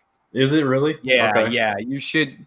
So this book is about a book of a lady or woman or girl. Her name is Jessica Harrow, who doesn't actually know how she dies, and she is not death herself, but she is a Grim Reaper. Works for death, and her job is when someone dies, she actually takes them to the afterlife. It's her job to bring them to the afterlife, right? And so it was pretty cool seeing the guy not realizing that he was dead and whatnot. And he's like, I can't be dead. How does this happen? And he's asking all these questions. And you get to see her, the journey and everything. And he asks her a question. She's like, how did you die? And she's like, I don't remember. I don't remember anything. So when she drops him off, he actually takes her scythe from her, and then he uses that to get back to the main world, and she needs to retrieve that scythe or she's going to get in trouble. So she goes back with a couple of other Grim Reapers, and people can't see. They're not supposed to see you in the real world, right? Well, all of a sudden, people can see her now, and she's not sure how, right? And so it made for a quite interesting story. This was a good book. This is definitely very intriguing. Wasn't very scary, but it was a supernatural, like a little darker, but it wasn't very gory or anything. I would recommend this. This is an intriguing book. Yeah. Okay. Yeah, it sounds more like something I would enjoy. I was worried that it was going to be more like the stuff that you and Kat tend to like that I don't. Yeah, so, it wasn't really that bad. I mean, it was different. It was very different. Yeah. Okay. Cool. Maybe I'll check it out next time. We had a comment here from Bear F. It says, I like Hickman, but the first story art was so bad I couldn't understand the story. Even the others were fine, I guess, too. You know, Hickman started it off great. And then once he petered off of it, that's just kind of when it slowly went down, you know? Yeah. Where the hell is Apocalypse been in that whole other world too, right? You haven't even seen Ten of Swords or whatever it is. Like, yeah, man. They probably forgot about him. They're like, what do we do with Apocalypse now? All Apocalypse now. You like that? That was nice. Now we get speaking of Naomi, we got Naomi season 2, issue 3. This is starting to go down a little bit for me. It's I like it, but it's I feel like it's getting repetitive. Right? It's like every issue now seems to be the character of the week that we're teaming up with. Last one was Hawkgirl. This time it was Cyborg. And I like her having her relationship with her father and her parents not ready to let her go. Like, I understand that. I think that's very cool. And then her trying to make amends with her friends. But now it goes back to, again, that her friend, what is it, D? Winds up coming back at the end of the issue, and I'm like, just when we got this resolved, here comes D. You know, he's back in. Now we got to start all over again.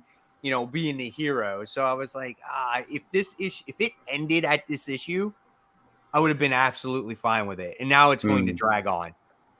Gotcha. Okay. I mean, I totally get your point. I'm still enjoying it, and I don't know. There's just something about this particular book. It's like when I see Naomi in anything else, it's less interesting. But in this book, she's just really good, and I enjoy her character. I enjoy her character arc, and I like that she was like trying to acclimate to her limitations in this issue. So like she gets hurt and realizes that she can heal, but it hurts like crazy when she does heal. And, her parents coming to terms with, her growing up and that whole scene where her dad said, you don't have to be a superhero. And she's just like, wants to help people and got mad at them for saying that and stuff like that. And then they got proud of her. And I just think the character work in this book is pretty strong. And maybe I'm used to Bendis being a little bit decompressed. So it's I'm used to his books dragging out a little bit. And I at least think what's going on in her world is interesting enough to keep me invested too. So, right. Yeah. Before I continue, yeah, Kat is okay. I know you came on late and Jenny's Comic Life. Yeah. She is on vacation, so that's why she's not here tonight. Yeah. She'll be back next week. Mm-hmm. Okay. Yeah, I mean, like I said, I like this book. You know what I'm saying? But I just feel I know how Bendis is, and I know how he decompresses his story, and it takes a long time. And this is a perfect ending to an arc. This was it right here. And now you just extended the story by bringing D back into this world. And now we got to find out what happened, D? Where did you go? Why are you Yeah. so beat up? So now let's go out to the universe and go see what kicked your ass, because that's what's Yeah. going to happen, you know? Yeah. So, Kind of convenient that he fell on her school the first day she went back to school, too. yeah. But, And yeah. I feel like this might now go away from the grounded part of the book, which we enjoy the most. I could see that happening, and if it does, then we'll see where my interest lies. I think if this was an ongoing, I would be a little bit more concerned about it, though, because you're breaking it up into seasons and stuff. I'm hoping that it's a little bit more contained. So we'll see how the rest of it goes, though. So. Right. All right. And that is all of the big books. So now that we talked about all those books, now I want to know what your top 5 is, Grant. All right. So my number 5 is actually 8 Billion Genius. So that did make my top 5. Okay. 7 Secrets, my number 4, which we didn't get to talk about. Penultimate issue to the series. We find the fate of Casper, just to keep it brief. I kind of saw that coming from the first page. It was kind of written on the wall. Okay, he's not. He'll be back. There's a twist to this. So, but it was still interesting finding out how that happened. So, right. Nocterra is my number 3, which we talked about. Naomi is actually my number 2, and Crossover is my number 1. Gotcha. All right, we've got a question here. Honest question: why do so many comic book YouTubers broadcast live while ignoring their audience? You could easily just call each other. That's a good question. I don't know. Good question. So I just want to say that we don't try to ignore you, and we do try to get to as many questions as possible. The issue is that we're doing a show that people can watch that like our interaction with each other while we discuss comic books. We like seeing your comments. That's why we try to display some of them, but we can't really display every single comment that's on there, right? Yeah. And we can't answer every single question because the show would take forever. Yeah. There was a time and a place where we used to do that. And literally, I kid you not, the show would go on for 3.5 hours. 3.5, 4 hours sometimes, yeah. Yeah, and trust me, we love you guys and we appreciate all the participation. So we try to answer, and I never want to force this upon people, but like if you want your comment to guaranteed to get answered, that's why they have that super chat option on there. It's like a donation to the channel, but it's to highlight your comment so it doesn't get lost, and that's kind of why they have that option there. Yeah. Also, when all 3 of us are on, we usually have like our own jobs. Like I do the banners, Kat usually does the comments, and Mike's doing most of the talking. So when we're one person short, we don't get to do as much of everything. So we try to juggle our best, but we do try to interact as much as possible every episode. Yeah, so we really do appreciate you guys, and answering for the other YouTubers, I can say, like, obviously there's other YouTubers that are much bigger than we are. Yeah. And there's sometimes they got like 100, 200 people on there, and their chats are it'd be impossible. Yeah. And it's hard to even see the chat because it goes so fast. Right. So like I watch Gem Mint Collectibles. I've watched his live streams before, and they just keep going. And he literally doesn't have an agenda. Like he literally just his show is answering every single person's question because that's how many comments he actually gets on there. So we do our best that we can, but we do appreciate each and every one of you. Honestly, we really do. So thank you so much. Yeah. And occasionally we do Q&A segments or shows as well. Sure. So yep, absolutely. When we have more time. But today we actually didn't because we had our special guest on earlier. So yeah. All right. So now I'll go on to my top 5. So my number 5 was Saturday Morning Adventures G.I. Joe, Real American Hero. Another book with a genie in it. We talked about that earlier. Jurassic League issue 106 was my number 4. Grimm issue 1 was my number 3. Bunny Mask, The Hollow Inside. I was waiting for this book a long time. Was my number 2.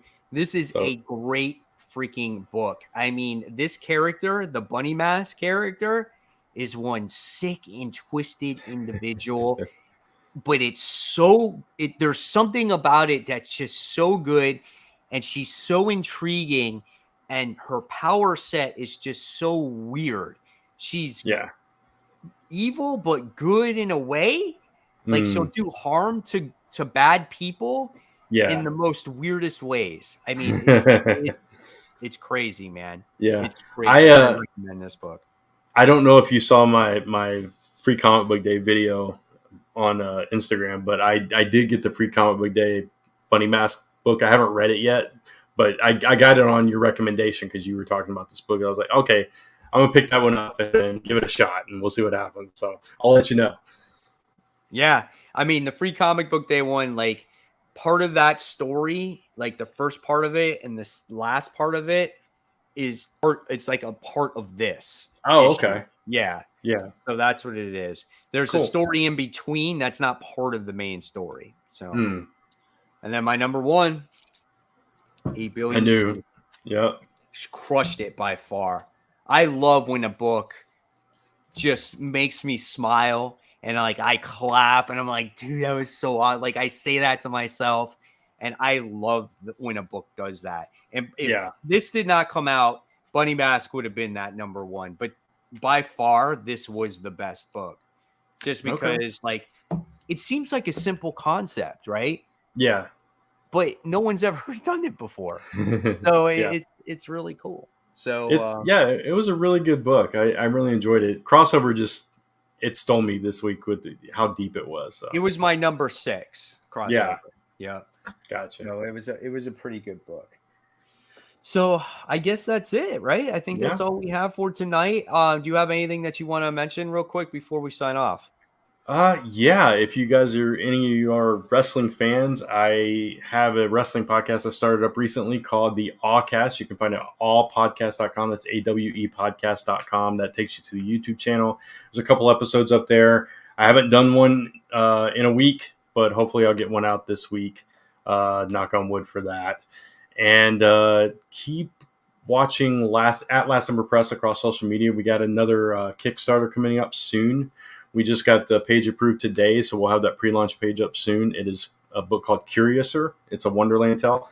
So, and it's got some twist in it. So it's a different kind of Wonderland tale. So hopefully you'll check that out. But yeah, watch my social media for that.